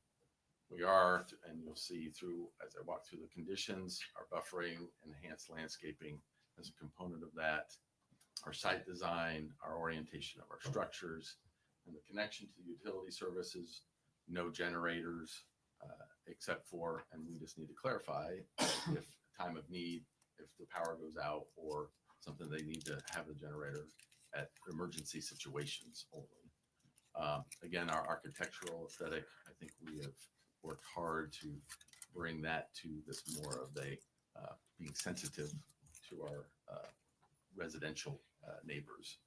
And again, our conditions that we are going to walk through here momentarily. Just one quick thing on the generator. You indicated emergency only. Are you talking about a portable generator then? The generators are usually an incorporated component of a lot of the food trucks or trailers. So they may have them, but they will have to be required as they are operating on normal conditions, normal circumstances. The reason I ask is because most of the requirements for those have exercise once a week. You got to run for 10 or 15 minutes to keep them up to speed, et cetera. And that is, as we've heard from other things in the town, is not a pleasant experience for any neighbor to have. Okay. So if you're talking about multiple generators, they're going to be exercising once a week. I think that has to be. Yeah, I think we need to provide that as an additional condition or a commitment that we have to appropriately recognize that need. And we just have to better understand the needs of those mobile vendors and whatnot to ensure that that's not a nuisance. Clearly an open item. Yeah. Okay. Transportation, just to reiterate, we've discussed this before. We were granted a waiver. We are, as specifically stated and confirmed by staff, we're on a less intense, not increasing the density and intensity. Our parking has been revised, obviously, because of our structure and what we are proposing in terms of, adding the Royal Scoop, adds square footage, adds a use. So we are now required to provide 30 parking spaces. We are providing 45 parking spaces. We get one vehicle space reduction by providing just 4 parking spaces. So what we have here, and what I wanted to do is, as I did before, I sort of highlighted what was changed from our prior conditions. So I just want to walk through what has been changed from the last time. So you had before a portion of the site that was 10 feet in terms of buffer width and 8 trees per 100 linear feet. Now with moving the structure over, we're able to combine that whole thing and provide an overall, and it went down to 5 feet. So now it's all comprehensively 7.5 feet wide along that side. And we have bumped up our number of trees from 8 to 10. Code is 5. So we are providing a significant number above and beyond what code would be requiring.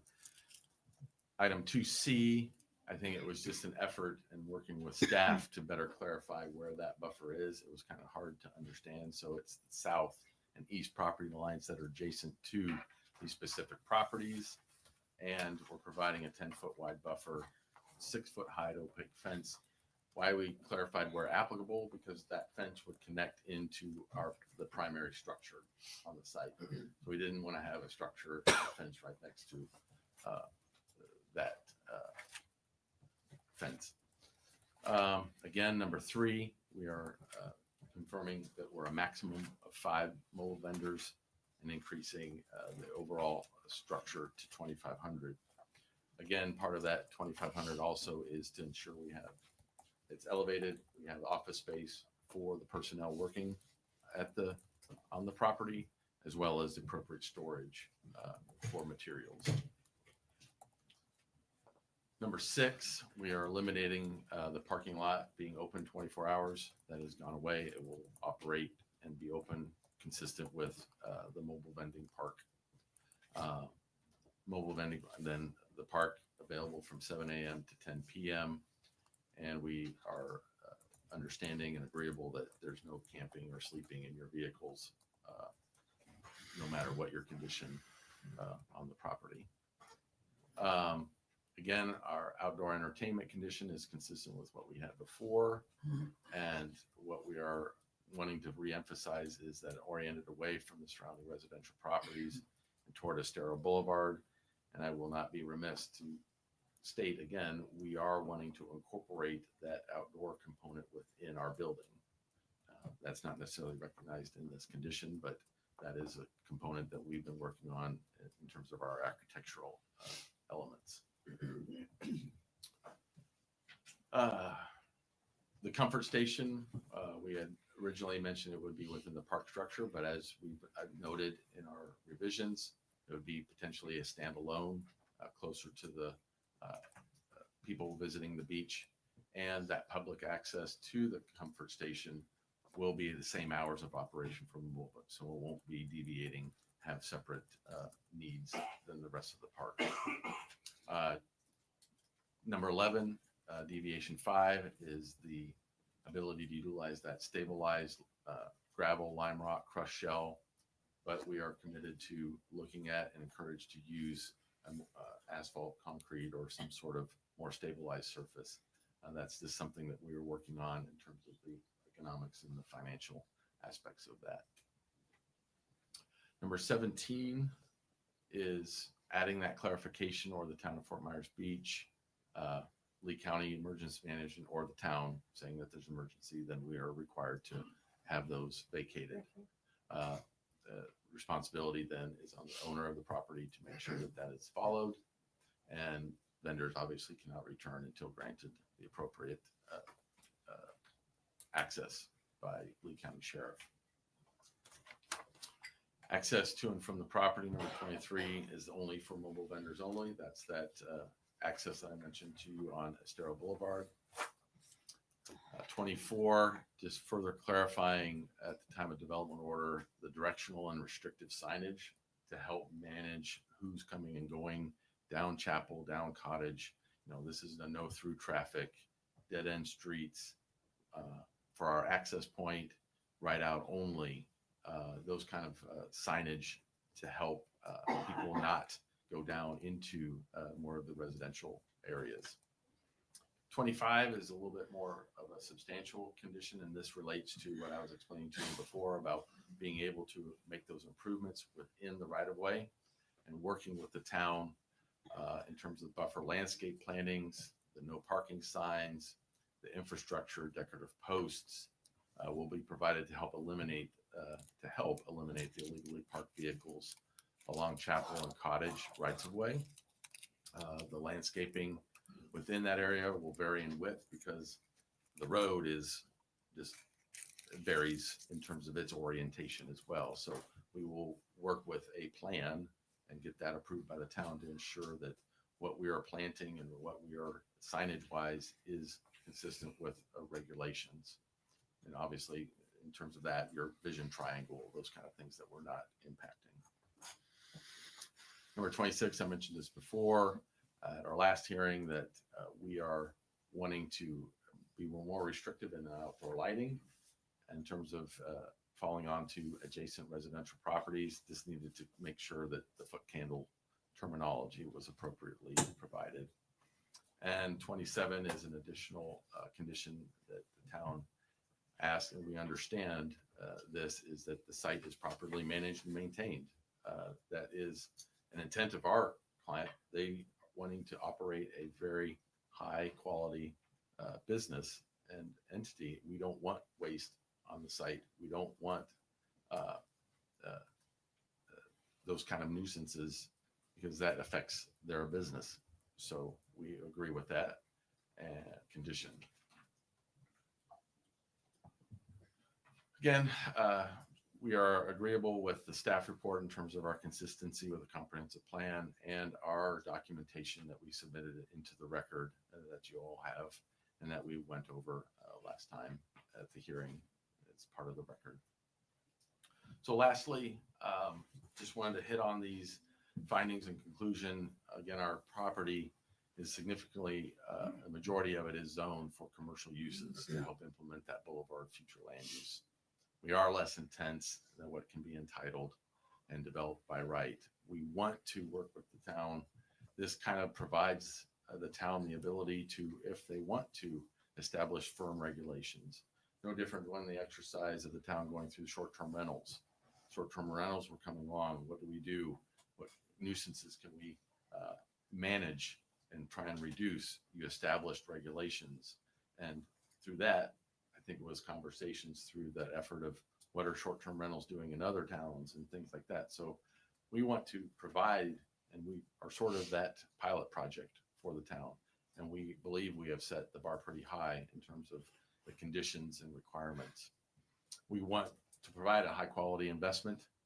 Again, it's not a carnival on a vacant sand lot. We've really worked hard to develop a master concept plan that's appropriate and appropriately designed to help boost the local economy as it moves forward.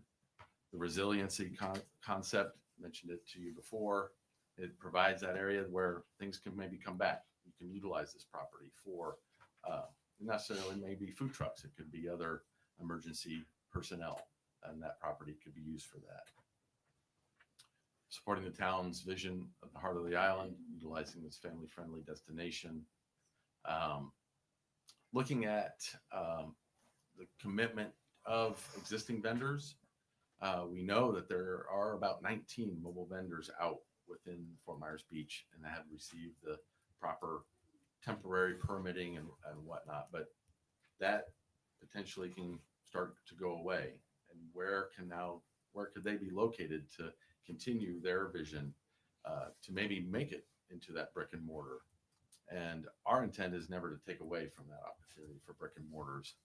And we see the success of the food truck entrepreneurs can bring into that brick and mortar. And we feel it's maybe my term, this hybrid of now having that primary structure that has the Royal Scoop in it. Then you have the mobile vending. It's kind of this hybrid complementary, even within our property.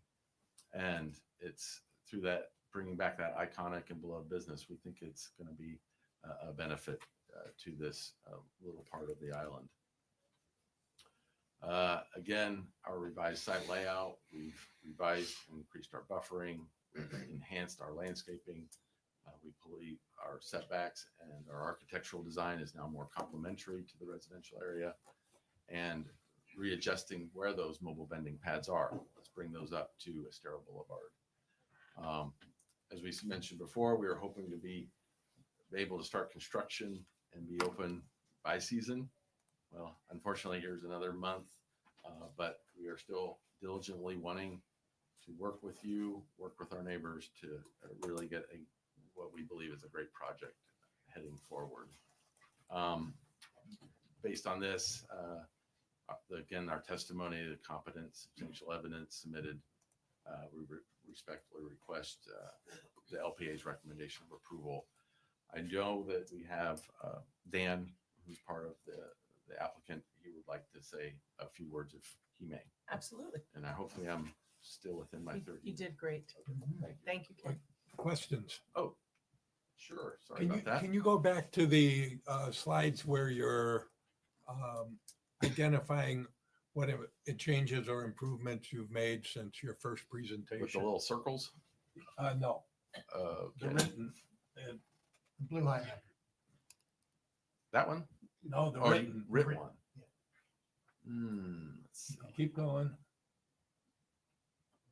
Keep going. Keep going. I'm trying. That one? Nope, keep going. Couple more. I think you got No. to I the think it's other the other way. way. The Yeah. other way. Okay. The conditions? Yeah. Okay, the conditions.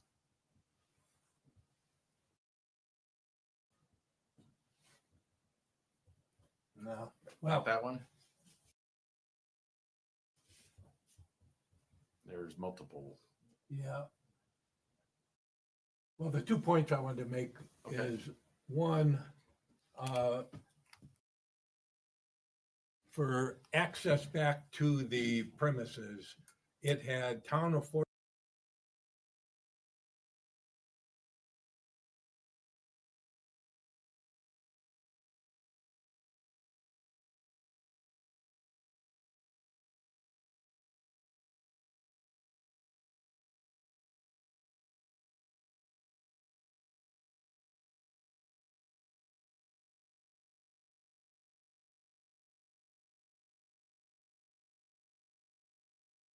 Fort Myers Beach or the sheriff.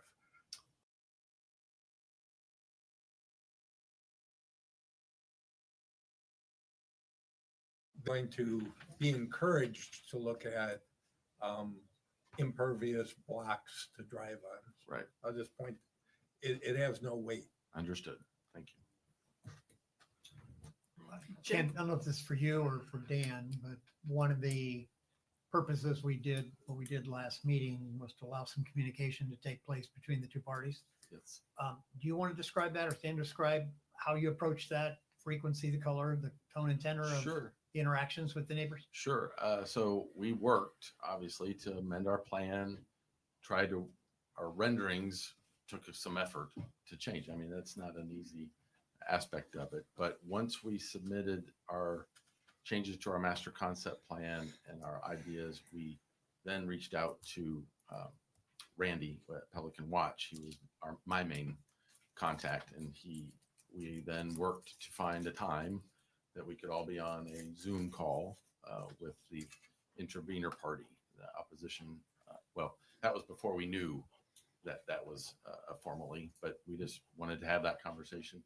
We had moments of, we just disagree, but we had a lot of moments of, we understand where you're coming from, what can we do? And we felt that our plan meets that, and we are agreeable to the conditions that we have here, but we're still open to more dialogue on that if necessary.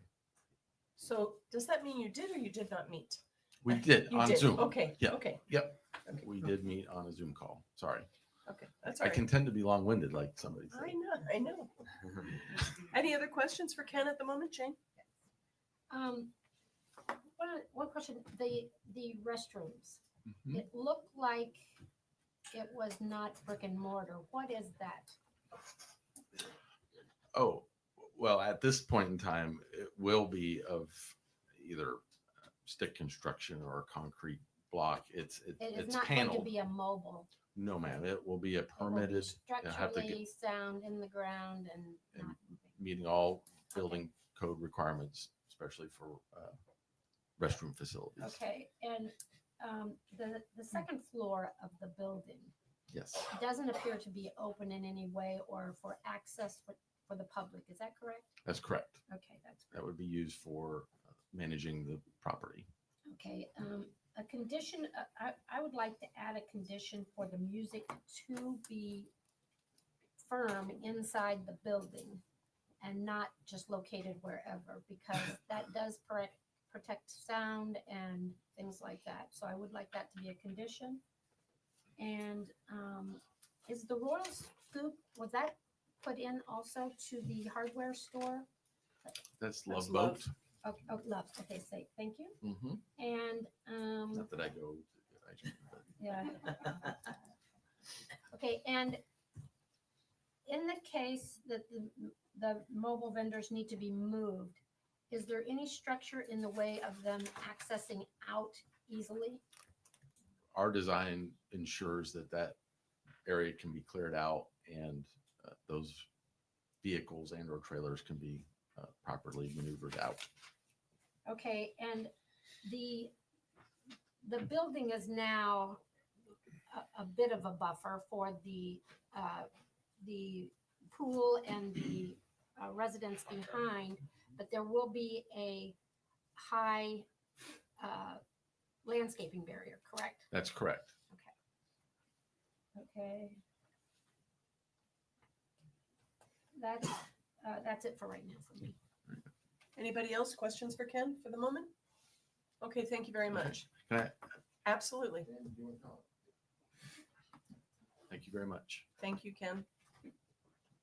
Nice to see you again, Dan. Good morning, Council. morning. I'm Dan Myers for the record and the applicants. And Jane, real quick to address what you said, yes, the music is going to be contained within the building.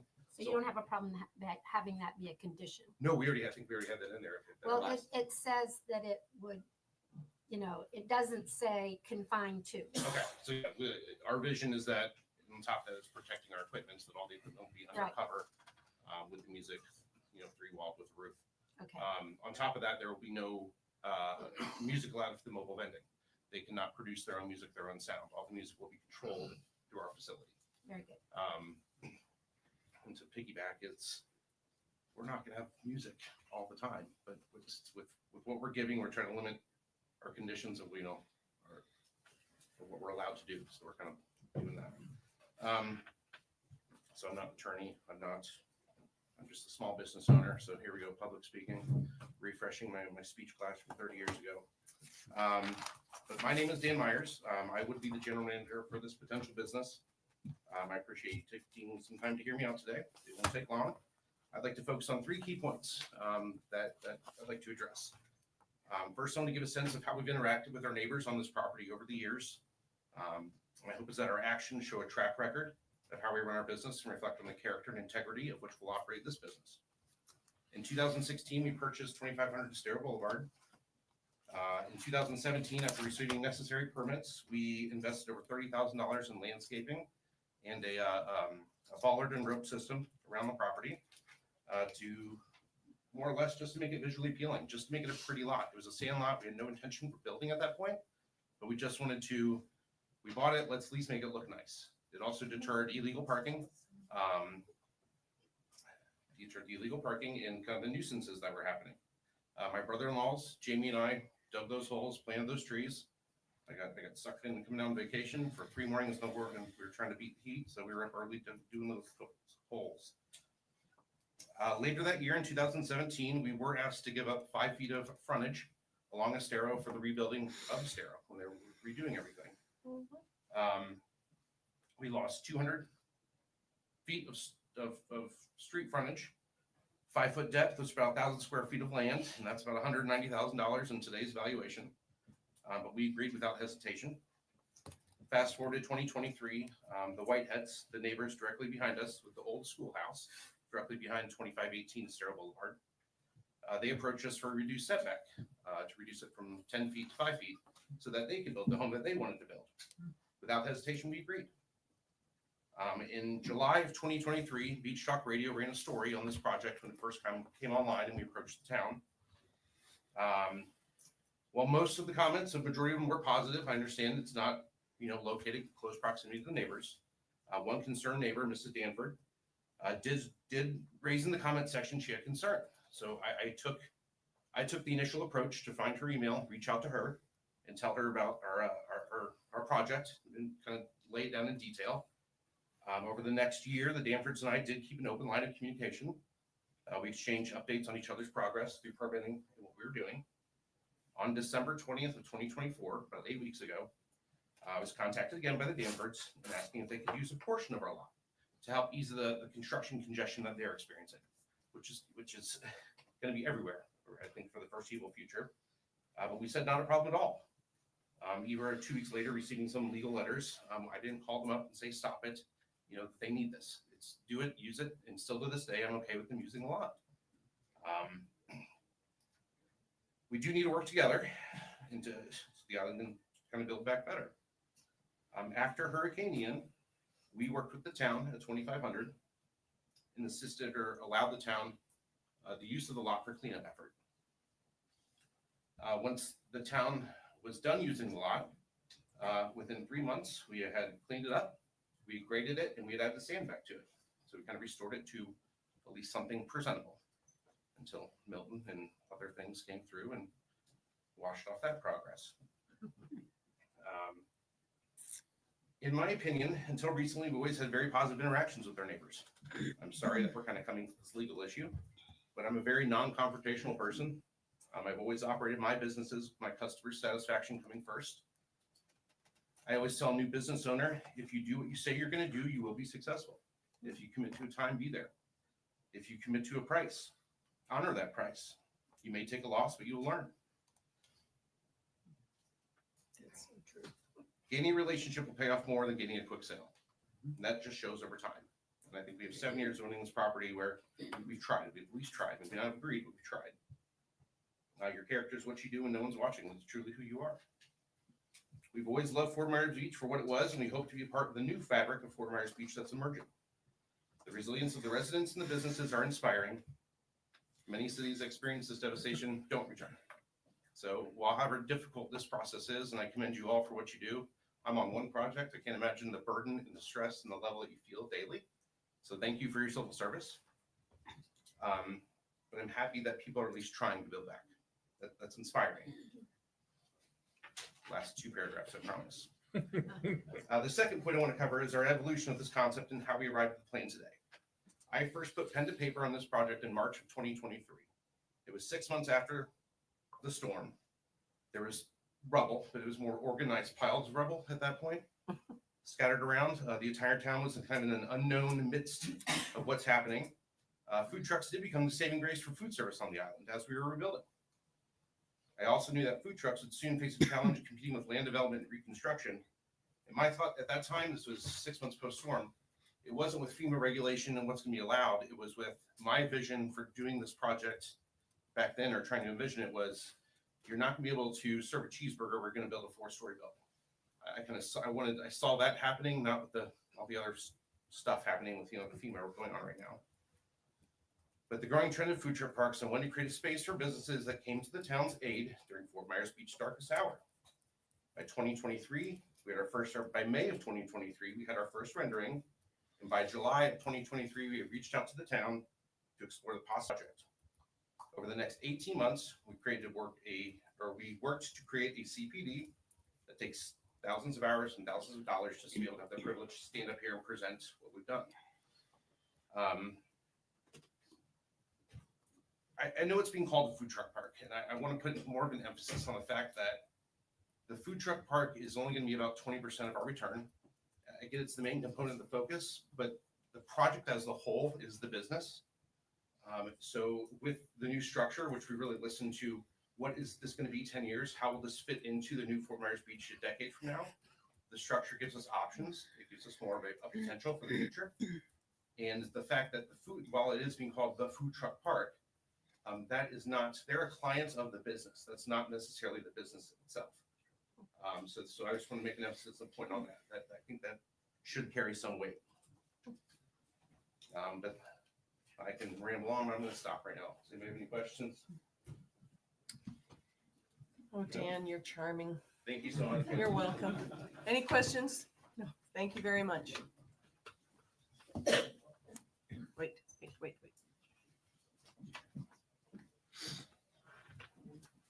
Mr. Hopkins would like to say a few words. Absolutely. Thank you. I'd like to tell Jamie that I love the addition of the navy blue on your house. Looks fabulous. Good morning, Jamie. For the record, I'm James Hutka, and I have been sworn in, so I just have a couple of statements to make, and I don't know, this has been a frustrating experience, and Sure it for has. everybody. Will you And, pull that microphone down a little bit for you? There you go. Yeah. Basically, this is a family food truck park is what we're asking for, and I sat at that address at 2518 for over 10 years and just watch people walk down the street. I mean, just groves of people walking back and forth. And you don't see that anymore. There's nothing south of Diamond Head. And there will be people walking again, but we need these businesses up and down the boulevard. We do. And I think the town's even acknowledged that. Now, this is a little bit different. This is out of the norm. And I think that food truck parks are becoming more popular. I know there's nothing in your ordinance to allow that. And I think you're dealing with a company that's going to put the people in the town first. So we're willing to float with whatever needs to happen to get this done. But I do think it's necessary.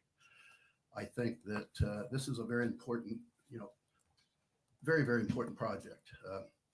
I think what's happening here is a lot of fear, the fear of what's going to happen or what it's going to be.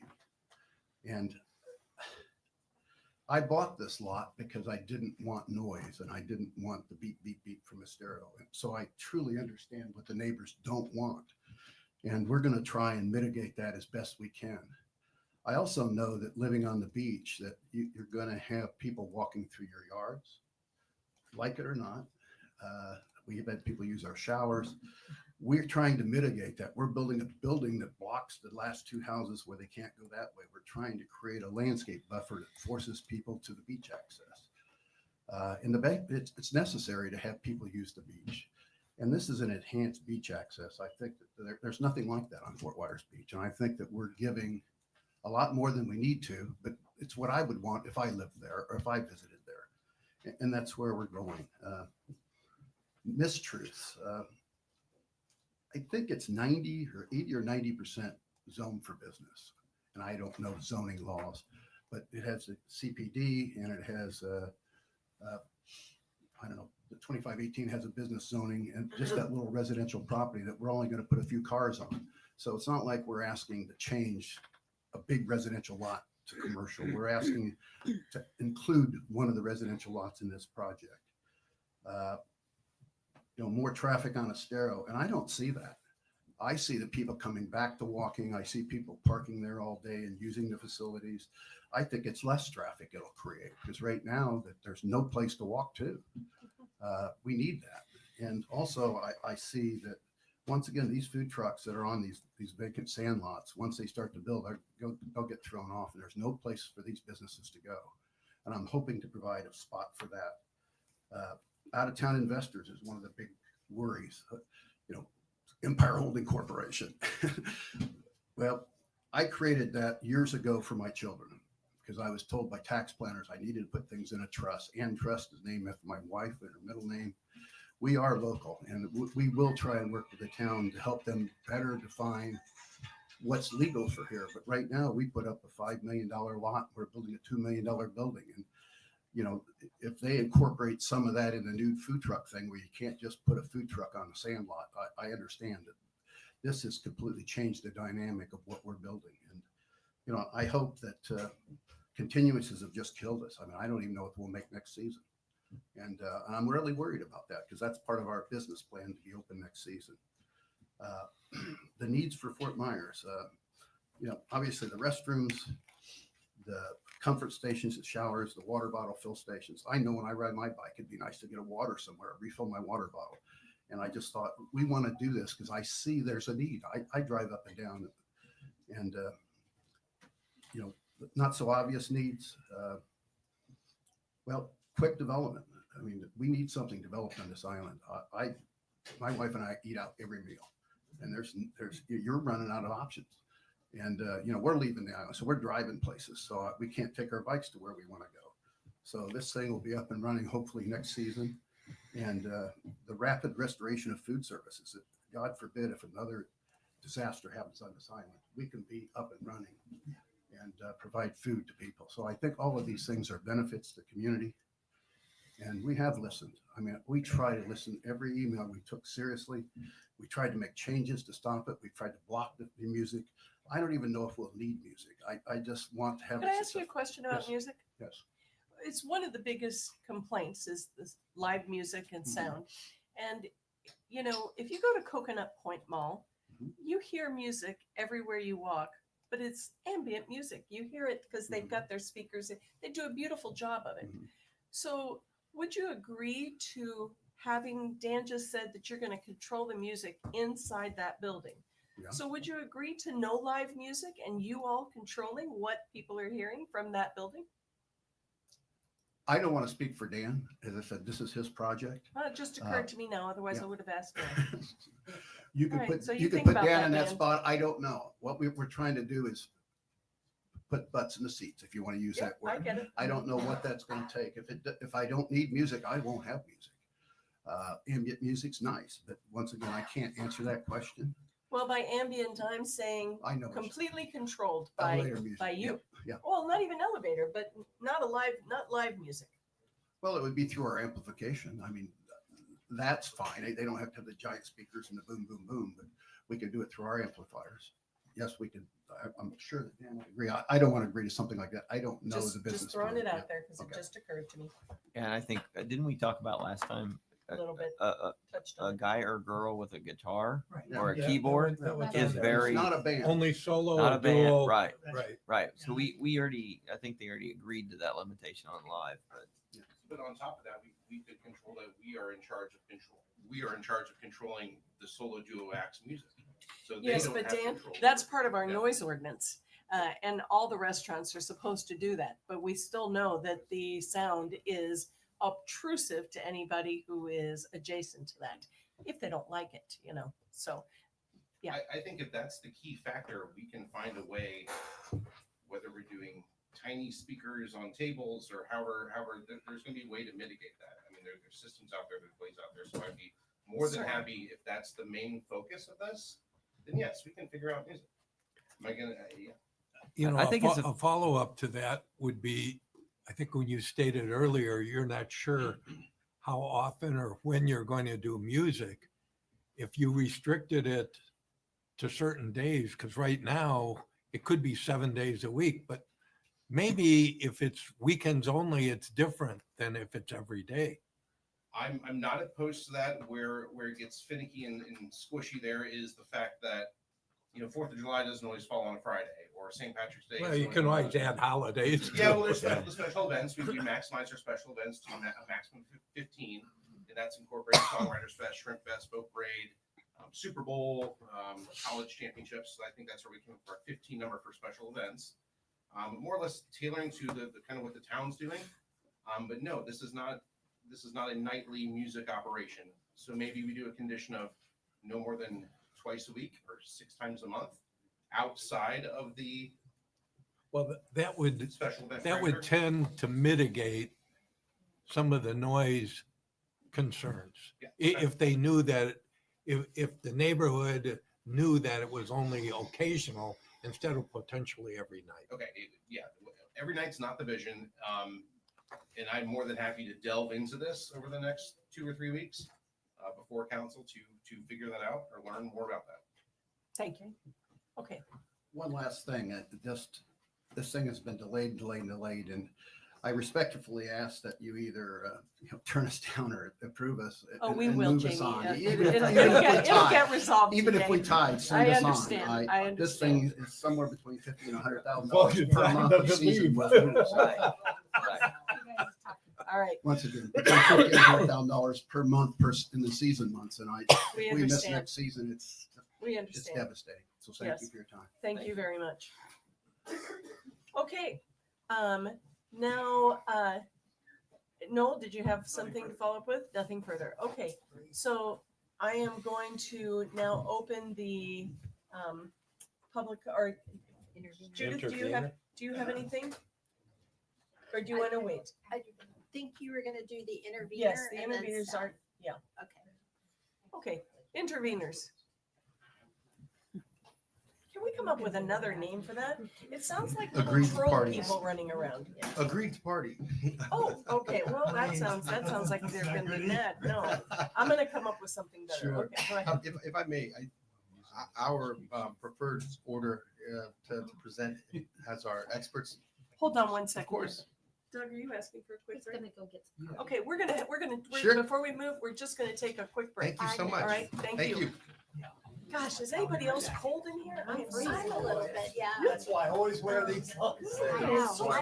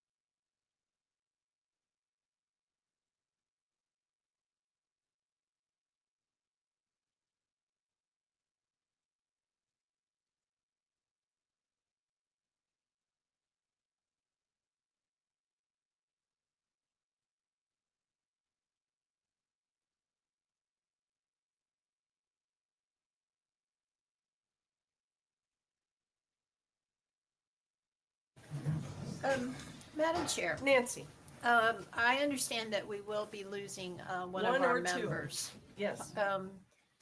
So at this point, maybe it might be a good opportunity to go ahead and plan so that maybe we could try to facilitate getting a decision today. Yes. So I understand that we're going to lose Don at 12 and somebody else too, Doug? Doug has to. I have something at 2, but I'm sending an email to change it to 4 o'clock. So, And yeah, Don, so I you don't think have to. that you could maybe push it till 12:30? I could maybe push it to 12:30, but I don't not think it's till. still gonna No. matter. Well, let's Right. 12:30. Absolutely, I can make Okay. that time Thank you frame very work. much. We have made significant changes to how we're going to proceed in order to make that time accommodation work. So in terms of the order that we'd like to engage in, we want to have our experts come in first just so that the board has the benefit of hearing those opinions. After each expert has presented, we're going to have our aggrieved parties, and that's going to be Randy. That's Randy, Bryce, Tom, and Deb Danford, and then Ed French, and then I'm just going to come in and just provide some closing remarks, and that'll be it. And I think we'll. And so we'll we're make not that. having any public comment? I think most of our Everybody Pelican has Watch agreed. folks have agreed to cede their Okay. time in the interest of arriving at a vote. Wonderful. In the interest of the board members. Okay, so excellent. So if I may, then I'll just introduce please. our Most and our first expert, and then they'll follow. Thank you.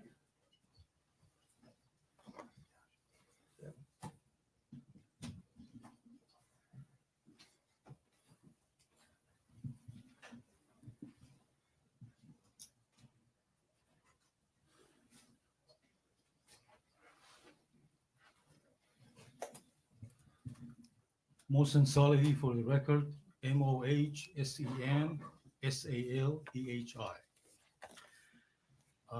As I was briefly discussing that with then Mayor Sarasita, this comp plan that you have is really and truly a labor of love. A lot of dedicated people contributed to that just to maintain the quality of life for Fort Myers Beach. And the idea was that we're going to look at Estero Boulevard as a litmus test to judge and to evaluate and gauge really the impact of developments, small or large, and realize recognition of the fact that if it helps Estero Boulevard and lessen the congestion on Estero Boulevard, it's good for the community as a whole. Now, for concurrency purposes, Estero Boulevard has been divided into 4 segments, from Big Carlos Pass to Voorhees, from Voorhees to Tropical Shores, and from Tropical Shores to Center Street. The segment that has been consistently failing, even way back when I was working for the county and before the incorporation. And like I was telling Anita earlier, that, the logic of, since this is a constrained facility, Estero, and this particular segment from Tropical Shores to Center Street has been showing level of service F, which is failure, we should dump more and more traffic on it. And this is where, every effort should be taken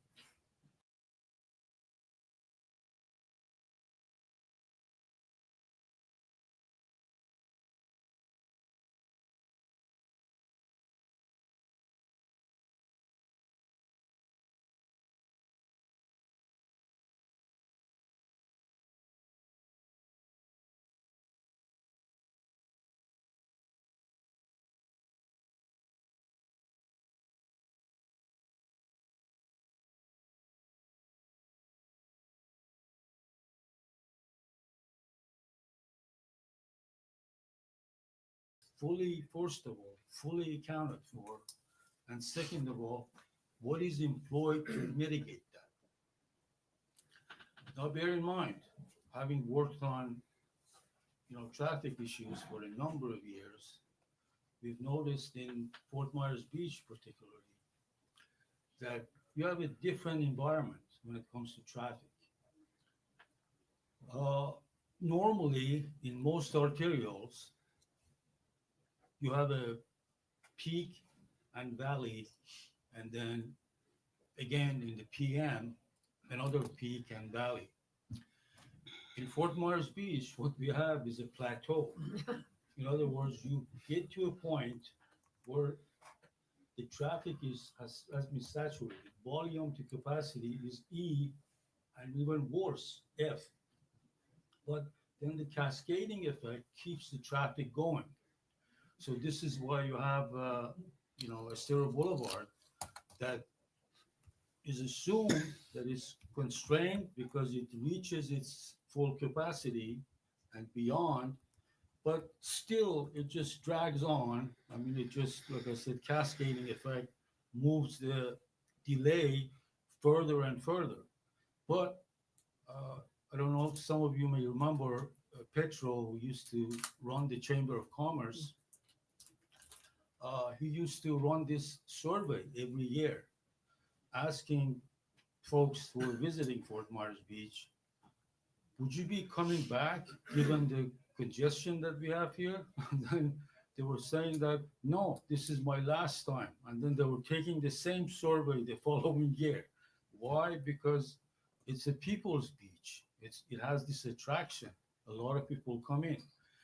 As part of the comp plan, as I was discussing that briefly with,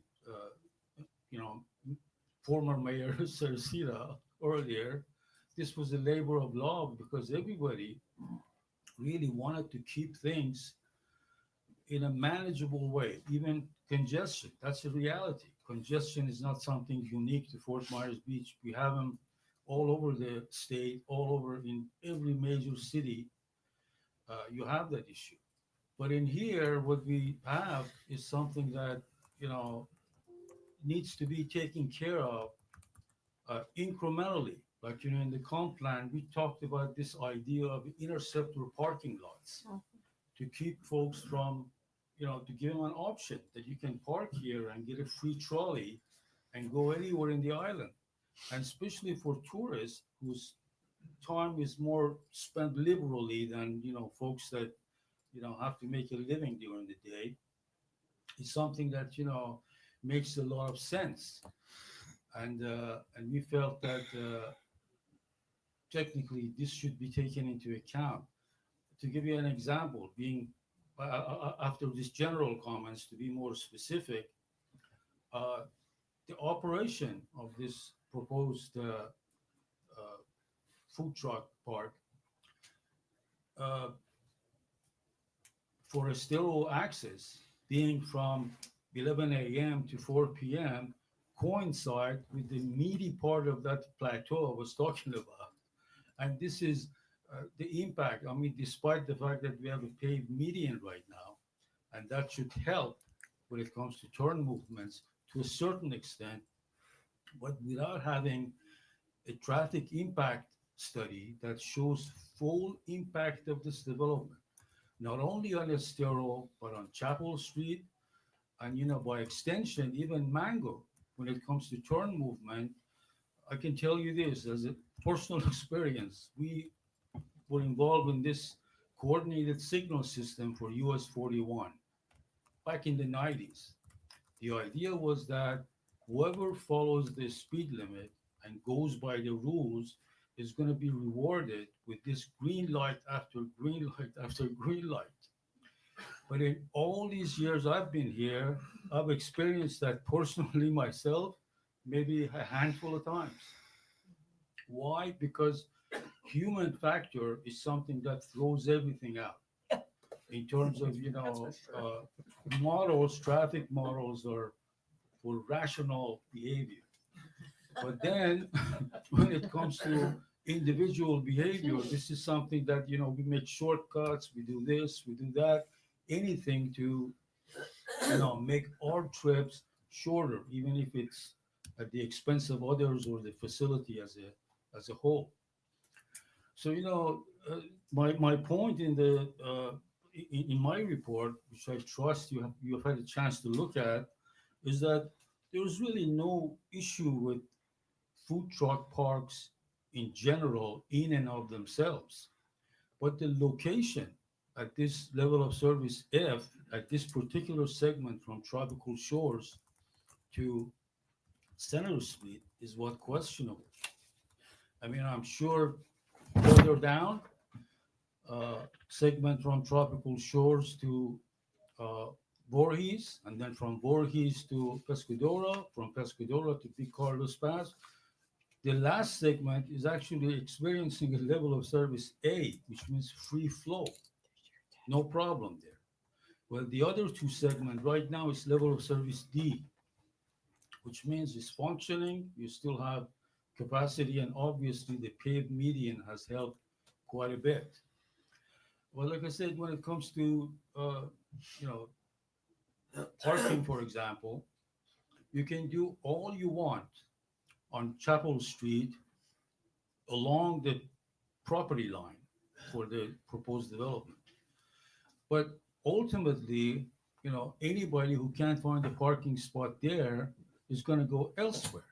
I mean, this can be the circle, the area of influence for this can be anywhere from, like I said, I don't want to prophesize here, but without a traffic impact study that fully takes into account all of these factors, all of them, you don't know what you're dealing with. I mean, saying so doesn't make it so. Saying that the approved ordinance from 2007 would have had more impact without showing why do you say that? Show me the numbers. And this may be the case, but nonetheless, without something on the paper, without realizing the assumption, like I was telling you before, a methodology meeting is a must between the applicant and the town staff to go over all these concerns, including specifically the concern that we all have for Estero Boulevard being the litmus test for quality of life for the entire island. And this is where this was one major area. The other one was the fact that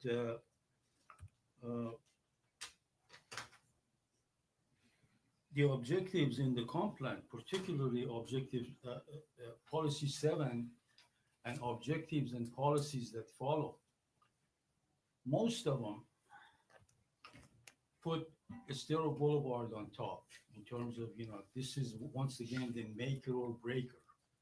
And, any development, large or small, can be that proverbial straw that breaks the camel's back. And do we really want to wait until we get to a point where, traffic is so horrendous on Estero Boulevard that even right now the plateau that takes place anywhere from 10 a.m. to 6 p.m., an 8-hour span, this is going to expand to hours that we never thought that you could have a traffic issue at 8 in the morning or 9 in the morning or 7 or 8 or what have you. And these are things that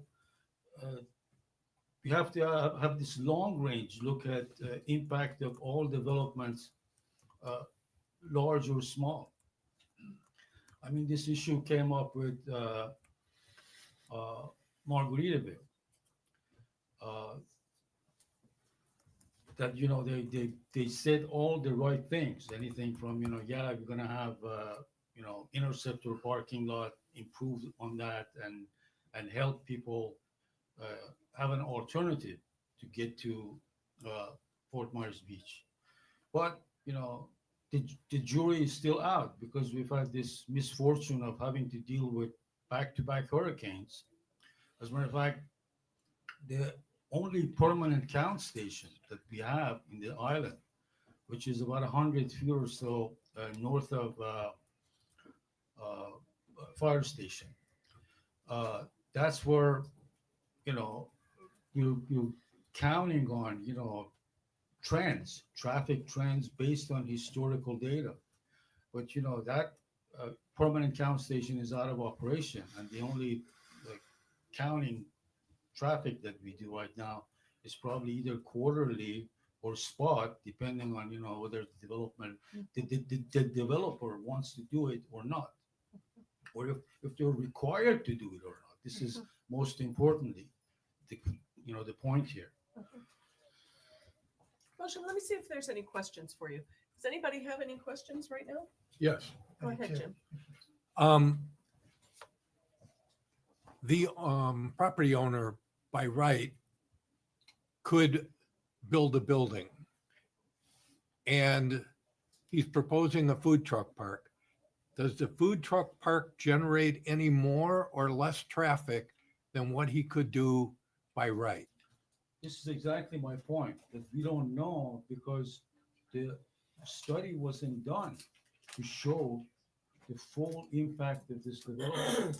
Not only on this is where the methodology meeting with staff comes in, that you sit around the table and put all the regs on the table, that this is what's required of you.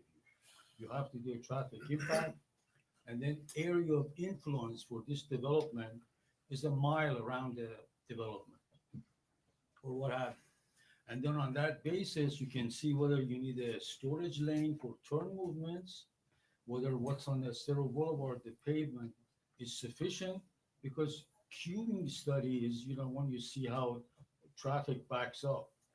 And without, doing some sort of simulation of sorts, anything that studies, once again, the full impact of this development, all the turn movements, all the possible turn movements, and how the immediate block or the blocks on either side, which is inevitably going to experience spillover. This is where you're going to have to really think outside the box and start thinking that, what can we do to mitigate or minimize this? Like I said, frankly, if it was up to me, I would have found this application insufficient for review. And once it has a decent TIS that looks at all the implications of this development on all the roadway system, starting with Estero, and even, like I said, not only Chapel, but even as far north as Mango, and see what can be done to mitigate the impact on all these roads and traffic. And when it comes to parking, I know a thing or two about parking. I know that when you're looking for a parking, if you couldn't find it in point A, you go to point B. If not in point B, you go to point C. And this is where, like I said, you can do all you want to Chapel Street or around the perimeter of the proposed development to stop people from parking there. But that doesn't stop them from parking on, Pelican. Of course, of course. Okay, hold on. Jim, your question? So, two of them. So is your testimony today, we don't know? Exactly. Okay, I don't that's know. good. And Yeah. then secondly, so based on your experience, if they proposed a parking lot for the entire property, just not 2/3 of it, would you have the same concerns about aggregation and concentration of traffic getting in and out of the parking lot? Like I said, I still like to see, because I don't want to. But you've got experience. I'm trying to kind of go where Jim was going. Well, well, what is the draw and what's the concern? Well, if the draw is the food trucks are causing additional parking or additional challenges, or if it was a parking lot, would be the same thing. There's having food trucks there. I'm just trying to discern where the concern is about the development itself, whether it's nothing there, parking lot there, or doesn't matter, and we don't know. Jim, I believe his concern is that there's not a traffic study, period. Yeah. The concern is that there's not a traffic study. And David, may I ask you, is that the reason that you have motion here to say we need a traffic study for this? Absolutely. Because And we got that's, to the point. in the interest of time, There you go. you've made that point, motion. So I'm going to say thank you very much. And Yes. let's get our next expert up here. Yes, Thank you. You did a good job. All right, so we needed a traffic study. Can I ask a question? Or, yes, When when a CPD is initially issued, there's a traffic study, correct? not necessarily. No? There should be. Okay. So I mean, we don't know if the CPD that was initially granted had a traffic study or not for the building and parking lot It that wouldn't was be there. one that didn't work. It would be one that would be in the files, and I don't know if you all found one. I didn't want to cut him off, but Yeah. I just, he's Understand, here to yeah. testify, there's Right. no traffic study. Right. We got it. Yeah, we got Okay. it. Yep. Uh, Did staff, Yes, yes. was there a traffic traffic lighting. study with the CPD originally or no? Okay. Matt? Wonderful. Again, Matt Simmons for the record. I heard the sage advice earlier that less is more. And so in the interest of time. Thank you, Matt. Yes, I'm also going to try to be brief, but cover the important elements of what we did. Again, I mentioned previously, value impact study is what we did here. It's leveraging what we do as appraisers, brokers, valuation experts on an individual property level on a day-to-day basis, making, say, adjustments in a sales comparison process for a better view or a worse view or a better location or a worse location as measured by how the market prices each of those properties. So it's just taking that skill and applying it to a specific set of circumstances to try to isolate, okay, what can reasonably be anticipated as it relates to impacts associated with this just isolated use. So in brief, my professional opinion is that the approval of this project will have a negative influence on the surrounding residential properties that are close by. I think what that comes down to when we're talking about Pelican Watch, I've formed a specific opinion as it relates in aggregate to that building. And it's roughly 8 to 10% is the reasonable anticipation of value diminution that would be applicable across. They've got 48 units there.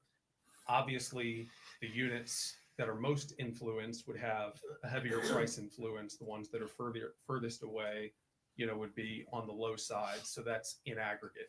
The 8 stack of that building is the stack that has the worst exposure as it relates to the proposed project. So that's the specific stack within the building where I would expect to see the most value influence. The directly adjacent single family, I believe the value influence is likely to be in excess of 10% though. And I don't want to oversell what can be done with the data when looking at this specific situation. So I'll say that you could justify, I think, from the analysis we did, diminution in value on the low side for single family, 10 to the high side up to potentially as much as 30%. Again, not all single family properties. 2563 cottage is already under construction. It is directly adjacent. Just about go ahead and grab a drink from your backyard, literally that close. That building is already on the second floor of construction. That's going to have a significant, value influence as it relates to that property.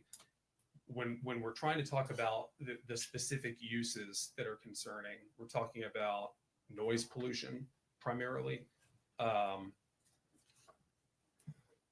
a activity that is based on outdoor consumption, food and beverage, the food trucks, sights, smells. In some ways, I appreciate what the applicant has put forward, and I can see some of the things that are being revealed today that they're trying to mitigate some of these things. That is difficult to do with a food truck park. I understand that.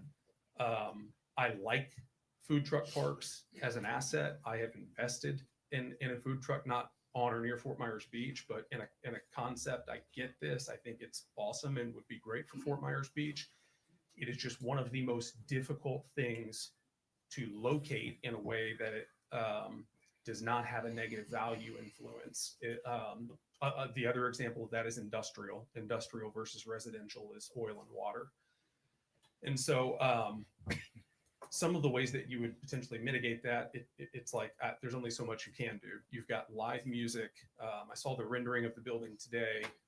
And I know we're talking about an enclosed building, but where the music is taking place, at least two sides of where that was happening are open. So the enclosed part, I'm not sure that, that captures the concern as it relates to noise. I want to briefly mention methodology. Oftentimes what we do for value impact studies is we're grabbing individual sales data points that where the only variable involved is whatever we're trying to measure, a single sale versus another single sale, and we're taking an inference as it relates to the price difference. We also do that same exercise in aggregate with larger data sets that collectively can answer that question. That's extremely difficult to do on this project, simply because I can't find an example of one. I'm not saying there isn't one, but I cannot find a food truck park this directly adjacent to residential uses. Single family is obviously closest to it, but the height of Pelican Watch and the noise amplification that takes place, particularly for units that have direct exposure, I'm really concerned with that aspect. And so in the absence of specific food truck park examples that I can pull and look at, we look at other external negative influences like noise or other studies where we have isolated a negative externality and can kind of impute that onto this situation. The one example, though, where I was able to at least leverage a peer-reviewed study that was completed, it's in Portland, Oregon. It's a study completed in 2017, exceptionally well done, exceptionally detailed. What I'll say is the conclusions that I'm offering in my expert report and that I've shared with you here are entirely consistent with the results of that study. I went through that study in detail because it's the only study, that, at least that I was able to locate, that was specifically on the residential value impact associated with food truck parks specifically. And if you kind of overlay the takeaways from that study, again, that's directly consistent with what I'm representing here today. The only difference I'll say is that food truck park actually didn't have a live entertainment component. So it was just a food truck park element. So I think if anything, what we're looking at here potentially has the ability to extend beyond that. And the last thing I'll say is that the influence is not just as it relates to properties that are already built. As has been talked about today, there's vacant land that's still surrounding this, obviously a result of what we all went through 2.5 years ago. And so I want to be clear, it's not as if the loss in value only happens once a home is built. The highest impact to a value loss would actually be at the vacant land stage. Because let's say the property next to 2563, which is the one that's being built, I think it's 2553. Let's say that site were to go on the market and this project were approved. If I were to then go build a home on that site, I know what my cost factor is going to be to build, okay? And I can interpret from sales data what I think I'll get from that, considering the food truck park element. So the only component of the cost that I have to be able to mitigate a negative value influence is associated with the land component. Land is always the most volatile aspect in any market, up or down. And so I just wanted to at least mention that we're talking a lot about improved properties, but the value influences are beyond just improved properties. They actually are even more dramatic as it relates to vacant, residentially intended land. And so with that, I'll wrap up my comments. I'm happy to answer any questions. Questions for Mr. Simmons? Only one quick one, perhaps. Did any of your data points include designating this as some sort of an amenity that someone would want to be around? To go back to Anita's point about Coconut Point Mall, they build residences above the entire place, and that's an on-purpose buyer. I get all that, but there's a valuation with having access to and being close to. So did you include any of those in your analysis? That's a great point. There are studies that are out there that identify that parks, sporting venues, amphitheaters have a positive value influence. I would, however, highlight those studies all make a point of identifying that positive, broader community sense is outside of the immediate vicinity. Every study that I've seen that rightly underlines that takeaway, which I agree with entirely, makes a point to say that's applicable to the community more broadly. That is not what happens necessarily directly adjacent to the use. Did you look at any of the properties that are located down Crescent that are affected by the Margarita Pool and open decks and things like that, and the traffic there with walking? I was trying to get as close to a food truck park as You to possible. make a comparison is Yeah. what you're In saying. Right. comparison to the open pool, Or music, noise. and everything Noise, else. yeah. Yeah. So- Outdoor activities. So yeah, two things I would say yes from noise and some of the other influences. I think there's a reasonable connection you could make. Food truck park, again, you're dealing with noise and you're dealing with smell. You're dealing with outside consumption. It's a little bit difficult potentially to capture all that. But the biggest difference I would say is anybody in and around down Crescent Street. You're in the downtown core. You know where you are. That's right. To me, the comp plan is crystal clear as it relates to the vision that's cast for these distinguished areas. That's, I think, part of the underlying concern is, this sounds great for downtown, but it seems to me as if I were a purchaser in the land use designation that we're dealing with here, I would not be anticipating necessarily that kind of a use in that spot. Quick question. Is it your opinion that, so if it weren't a food truck park, if it were a restaurant or a closed stall kind of thing, like there's one in Bonita where it's kind of a, think of a mall food court for lack of a better, is that a different view than a open air food truck? I mean, because the food trucks are trailers, right? And otherwise you're under a roof. Is that a difference in the? Yeah, hypothetically, if it was enclosed in a restaurant, and there's CPD zoning on the property, any Right. reasonable buyer there would understand what's in place and would anticipate, hey, it's not as if I get open park space. I certainly don't want to suggest that. There's a CPD zoning in place. Right. That's right. Commercial uses to a certain extent are entirely reasonably anticipated, if not just outright expected. Right. So yeah, there were restaurants there before. There were. Exactly. So To that point, what I've tried to offer is specifically my opinion as it relates to the food truck park component, weighing qualitative factors such as that, because I couldn't agree more. Thank you. Thank you very much, Matt. Thank you. Appreciate you being here. Thank you very much. Yes, sir. You're right, we won't make it Good so morning, Max Forgy, member in good standing of the American Institute of Certified Planners for 32 years. And if I'm running out of time and David will tap me on the shoulder, I'll wrap in 2 minutes. Perfect. But I'll take a little 3 to 7. until that time. He has I- more than that. I can do that.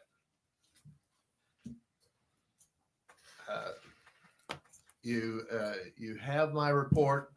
You know who my clients are: Pelican Watch Condominium Association, Edwin French III, and Thomas and Deborah Danford. You know what my qualifications are. That you have my resume. That's on the record. This is a quasi-judicial hearing. You've had a good explanation of that from your attorney. The standard is strict scrutiny, and we don't need to go farther on that. I've read and reviewed the staff reports. There are 2 of them.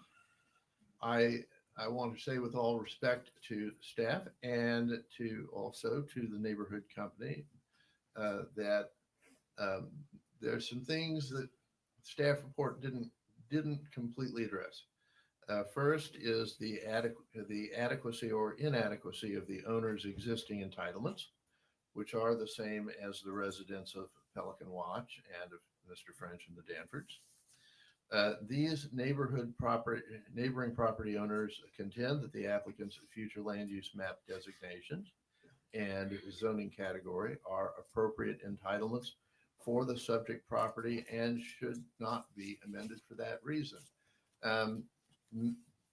Mr. Davies, in fact, said that the there is a substantial existing entitlement on this property. There is, and one that could be quite lucrative. Second, the staff report contains no analysis of the potential impacts of the change use on neighbors in the immediate vicinity. You've received very good testimony from Matt on that matter. The property owner said food truck parks are becoming more popular. He's absolutely right. They are. And many of us have had good experiences at them. However, it's also true from the January 9th testimony, your Ms. Frankel said that there is at this time no ordinance regulating food truck parks in Fort Myers Beach. I'm going to say that that's an important observation and that in fact there should be, especially in a community like this where residential uses and commercial uses and recreational uses are crammed right up against each other. The purpose for having an ordinance regulating food truck location and operation is that you could, as a community, make judgments about the time, place, and manner of this service. And want to briefly go to the comprehensive plan definition. I agree with Mosen that you do have a great tradition of planning here in Fort Myers Beach. I am actually old enough that I went to some of those hearings. I wasn't working for anybody, but I came to learn how a new community does its planning, and it was a great experience. But policy 4, B5, which defines boulevard, says to obtain approval for new or expanded commercial activities, which is his, proposals must be sensitive to nearby residential uses, complement any adjoining commercial uses, contribute to the public realm as described in this comprehensive plan, and meet the design concepts of this plan and the land development code. That is very much needed. And the neighbors, I know several of them wanted to address the past inadequacy of the conversation between the applicant and his neighbors. I want to say the best opportunity to do that would be in the ordinance. And I'm sorry that you won't hear more from them. They're far more eloquent on this matter than I am. The staff report, while addressing issues of compatibility, did not go to the statutory definition in section 163.3164 (9), which says compatibility means a condition in which land uses or conditions can coexist in relative proximity to each other in a stable fashion over time, such that no use or condition is unduly negatively impacted directly or indirectly by another use or condition. That's wordy, but I'm going to strongly suggest that if you have less than 1 acre, less than 0.7 acres, and it's necessary to impose 27 conditions on that 7/10 of an acre, that maybe you're trying to do too much. The staff report relied upon research performed by the applicants and the applicants' experts to apply the ordinances of nearby communities with substantially different geographies and commercial patterns. Here, this use is right next to residential. That's a difference. That's not, we have a new ordinance in Cape Coral. People are really pretty happy about it. This is a different situation. I'm just going to ask you to wrap up, please. All right. I propose 8 at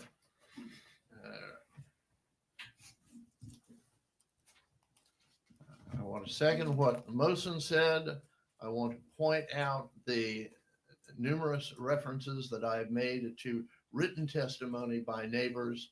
I wish I had time to go through all of them. I propose 8 recommended findings of fact. I will give them to you in condensed form. Finding number 1, neighboring property owners, including residents of Pelican Watch, Mr. French and the Danfords, were not afforded sufficient procedural due process and had no opportunity to engage counsel in a timely manner No. or crossing. No, that simply isn't true. But go. If you could just keep going. 2, Keep going. the Fort Myers Beach Comprehensive Plan does not provide specific guidance for the siting of food truck parks, given the potential conflicts between outdoor food truck vendors and customers and their residential neighbors. Fort Myers Beach should not authorize food truck parks at this or any other location until the town has had the opportunity to avail the community and the planning of the planning process to adopt appropriate standards within the Comprehensive Plan and Land Development Code. Staff raised this matter on June 9th. Finding number 3, the proposed rezoning application is inconsistent with Fort Myers Beach Comprehensive Plan, particularly policies 4B1 and 4C3, which introduces introduces uses incompatible with the quote small town character of the community. 4, proposed development fails to meet the statutory definition of compatibility, as I referred to earlier. Number 5, the proposed rezoning fails to adequately address traffic safety concerns, as Mosen addressed. Finding 6, does not meet environmental protection standards. Finding 7, procedural deficiencies, including inadequate justification for requested deviations and insufficient community engagement, fail to satisfy requirements for equitable and transparent land use decision-making. And number 8, community opposition as expressed in documented testimony from Pelican Watch residents, highlighting significant concerns, noise, aesthetics, safety impacts, underscoring the project's incompatibility with surrounding land uses. Thank you. I have a final thought. I When it is necessary to impose 27 conditions of approval on a 7/10 acre property, you are trying to cram 10 pounds of sugar into a 5-pound bag. The applicant and the town have alternatives. As Mr. Davies said, there are significant entitlements. Thank you. Thank you, sir. David? Yes, I just have our agreed parties up next, and then I'll just wrap up. I'm very conscious of the time. I'm glad. Mr. and Mrs. Danford? Actually, we got Randy coming up. Or Randy? Whoever it is. I'll cut mine very short, and so we can give time to others. So just a couple of points to make. Randy Bryce, I'm an owner and the president of the HOA at Pelican Watch. Just as it regards to, we had a number of signees sign up for time. All of the Pelican Watch other residents will cede their time in an effort to get this done. So the couple things we heard from the last LPA meeting was to try to come to this meeting fact-based and to make sure that we've tried to do proper engagement with the applicant. Related to the fact-based part, we heard you, and the best way we as lay people can do that is to hire the experts that we have. So otherwise, we're a little bit over our skis on a lot of this stuff as we're learning. So hopefully our opinions can be heard through them as we've all reviewed these and agree with their reports. The other issue is relating to the engagement of the applicant. As Ken noted, we did have a call on February 4th. As these things are, they're a little testy at times, but I thought they were constructive and informative to both parties. They can agree or not to that, but I thought it was good for us to get a handle on some of the newest changes they were proposing. We do have still opposition to this development. The public parking and the amount of traffic that will dump into our neighborhood is an issue, and the noise issue, as brought up by a couple of members, LPA committee members, is a big deal to us. I was down walking home from last night from the square and went past, I think it's called We Eat at the Beach or something like that, a little food truck that's out there. And I was 150 feet away and I could sing along to the music. We have a 7.5 foot proposed buffer to our land. That is a big deal to us.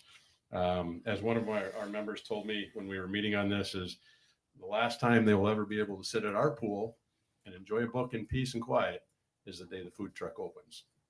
As the last day. It's kind of a telling, interesting statement from the compatibility to the neighborhood, I think.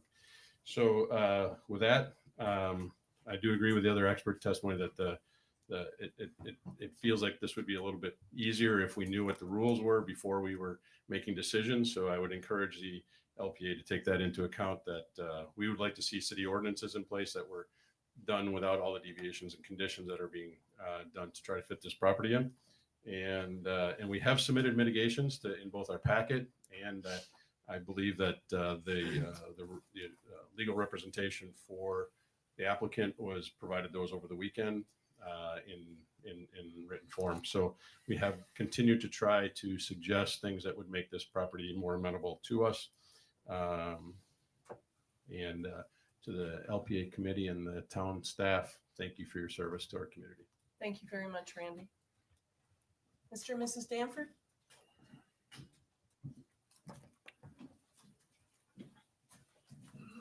I too will try to be brief here.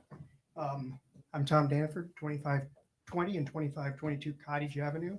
I submitted my letter on February the 4th, which details and supports my position. I want to thank the members of the LPA for allowing my presentation today, as well as your public service. For the record, I agree with and endorse all of our experts' positions expressed today in their reports. And I also want to acknowledge for the record, since Dan did, that I appreciate his and Ed's allowance of our contractors to utilize their property. Will reciprocate again. Today is 867 days and multi-million dollars into our rebuilding process without any code variances, which seem to be called deviations for commercial projects. We purchased into this location because it was away from the busy commercial areas. It offers quiet, peaceful enjoyment. I believe how we are rebuilding is exactly the town's vision, creating a home that embraces quiet, peaceful family enjoyment. Please safeguard this. I want to touch on beach access points. Why did Fort Myers Beach create access points with little or no public parking, such as Mango and Chapel Street? It was to allow Fort Myers Beach residents who were not oceanfront means to enjoy the beach via pedestrian access. I embrace that concept. Is the vision rebuilding Fort Myers Beach to have commercial parking lots at every beach access point? I do not embrace access point commercialization. We have too many parking lots. As indicated by the efforts, the applicant plans to introduce significant additional transient traffic congestion to our neighborhood. It is therefore the applicant's responsibility to address congestion and contain it within their property, not pushing it out to local neighborhood streets such as Chapel. It's backwards thinking to use the Chapel Street concept because that's how the previous business did it. Since then, Fort Myers Beach has changed. Notably, Estero has undergone major improvements, yet still can't handle the traffic. I would suggest that it makes logical that the ingress egress point should be on Estero and not Chapel or Cottage. Our neighborhood will suffer significant adverse impact on our property values. Experts have indicated up to 30% adverse impact. I estimate that in excess of $75 million of property values will be adversely impacted if approved. As neighbors, we should not suffer devaluation so that the applicant can have a financial gain.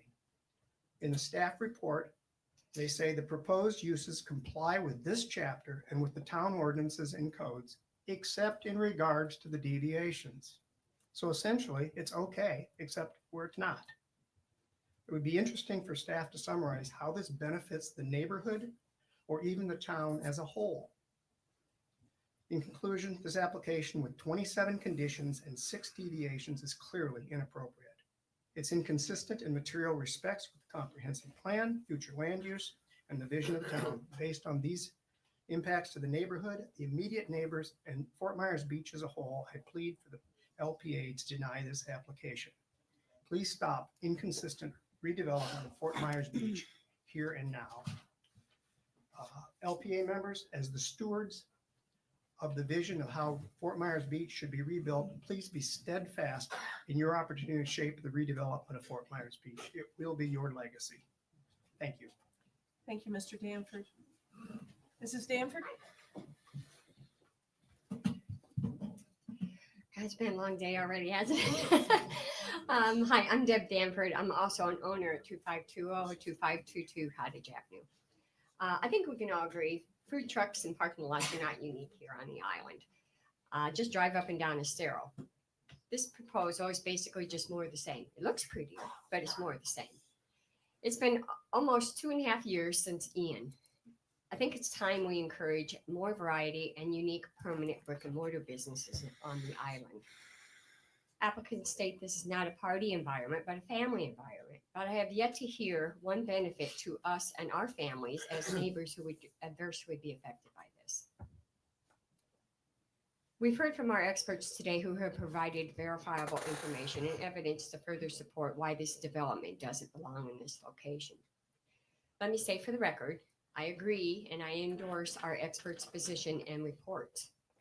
Our expert real estate appraiser stated our property values will see up to a 30% in land, up to a 30% reduction in land values. This doesn't even take into account the devaluation after our property is built. Where does this leave us and other residents? We are a mere 31 feet from the property line, for the applicant's property line. Applicants propose they will plant at least 2 rows of vegetation as a buffer to help mitigate the noise, food smells, etc. While it may look nice from the ground level, our first level is 20 feet up in the air. Our first bedroom window is 35 feet in the air. That's not by choice, that's required. As far as the first level. This would do nothing to mitigate noise from not just music, but traffic, crowds, food smells, permeating through our neighborhood and our homes. This is going to be a daily thing based on what we're hearing as far as their hours. What happens in the future when the applicants decide they may want to change things? They may want to play live music until midnight, host 8 food trucks, lease it out for a concert or a carnival. Where does that leave us as neighbors? It just leaves us with yet another fight to protect our neighborhood and our property rights. This development will be nothing more than a constant burden on neighbors. As detailed in my letter to the LPA, regardless of signage or what others say, we live here.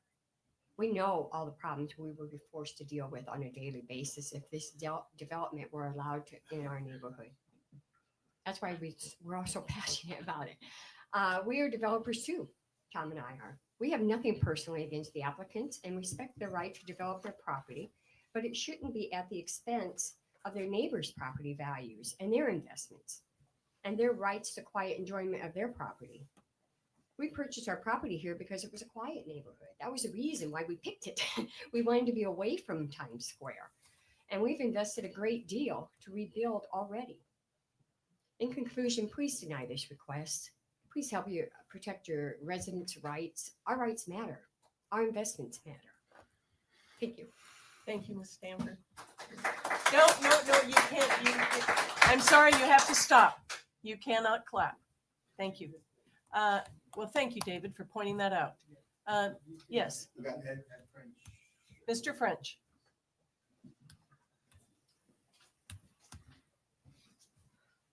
My name is Ed French. I'm at 2548 and 2550 Cottage Avenue. Good morning, Mr. French, or good afternoon. Madam Chair, yes, it is. Just turned. So I'll make it super short and brief. Start out with, though, that I certainly appreciate all the time that everybody took to come out to see the property. And really was refreshing to know that everybody was taking stock in the island like we do. Tough decisions, a lot of moving parts in this one. I'm concerned about everything that everybody's said already. I'm going to make it super short and sweet. Say I got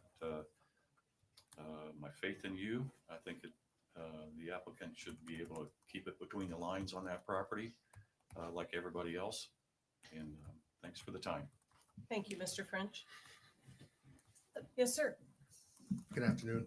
I'm going to try to be as brief as I can. I know it's 12:17 and I think we've got. Hold on one second. I Yes, want of to course. ask one of the members a question. Don, your phone call, is it a long one? Are you gone for the rest of the day? Scheduled for 2 hours. Okay. So, Okay. hour So, and a half. Madam Chair, housekeeping, it would be possible to recess and continue 2 hours later when Mr. Sudduth is able to rejoin us. Yes, but then we have, He's you're okay. okay. So it might be that we reach a nice stopping point, having heard from the interveners, and then take a recess until a time certain today. What are your thoughts on that, Jim? I'll make anything work. Okay, I know what your thought is fine. Doug, what's your thought?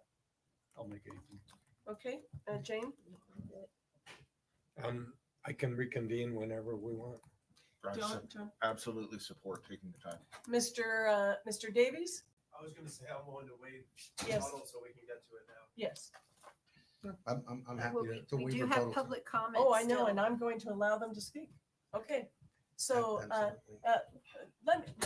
without any verbal responses, do you understand what we're saying? That we're willing to stop, just so you have a full contingent of the LPA to come to a good, to come to a conclusion. Good, not good, that'll be in the eyes of the beholder. Are you all willing to allow this 2-hour break? Do you agree with that? No. It's a lunch break. Okay, well, it's going to be a lunch break. I think it's in everybody's best interest for us to do this. Okay, go ahead. Well, So are we you coming go back? ahead and finish, and then we're going to stop. Do you think 10 minutes is enough for you to? Absolutely. I Okay. just want to be clear. So are we coming back after a break? Yes, we're going to Yes. come back after a break. And so is there going to be a chance for them to rebut? Because if there's going to be a Yes, chance for there them- is. Well, so then in that case, I would ask for the consideration of we cut our time incredibly short for the benefit. I'm going to allow public comment. Okay. And our aggrieved parties cut their comments very short as well. If one of them would like to speak again, I'll be Okay. glad to hear from them. Okay. I appreciate it. Thank You're you. welcome. Thank you very much. So go ahead. In which case, I'll hold I can hold my comments until after the break. if that's Okay. all right. You all want to break right now? What time will we It's be? 12:20, Don. Yeah, I'm free at 2:00. So Okay. Wait, what about finishing the rest of the meeting while everybody else takes a break and then all we'll have is the end? No? No? Okay. No, because we're in the middle of public comment. We're in the Thank middle you. of public hearing.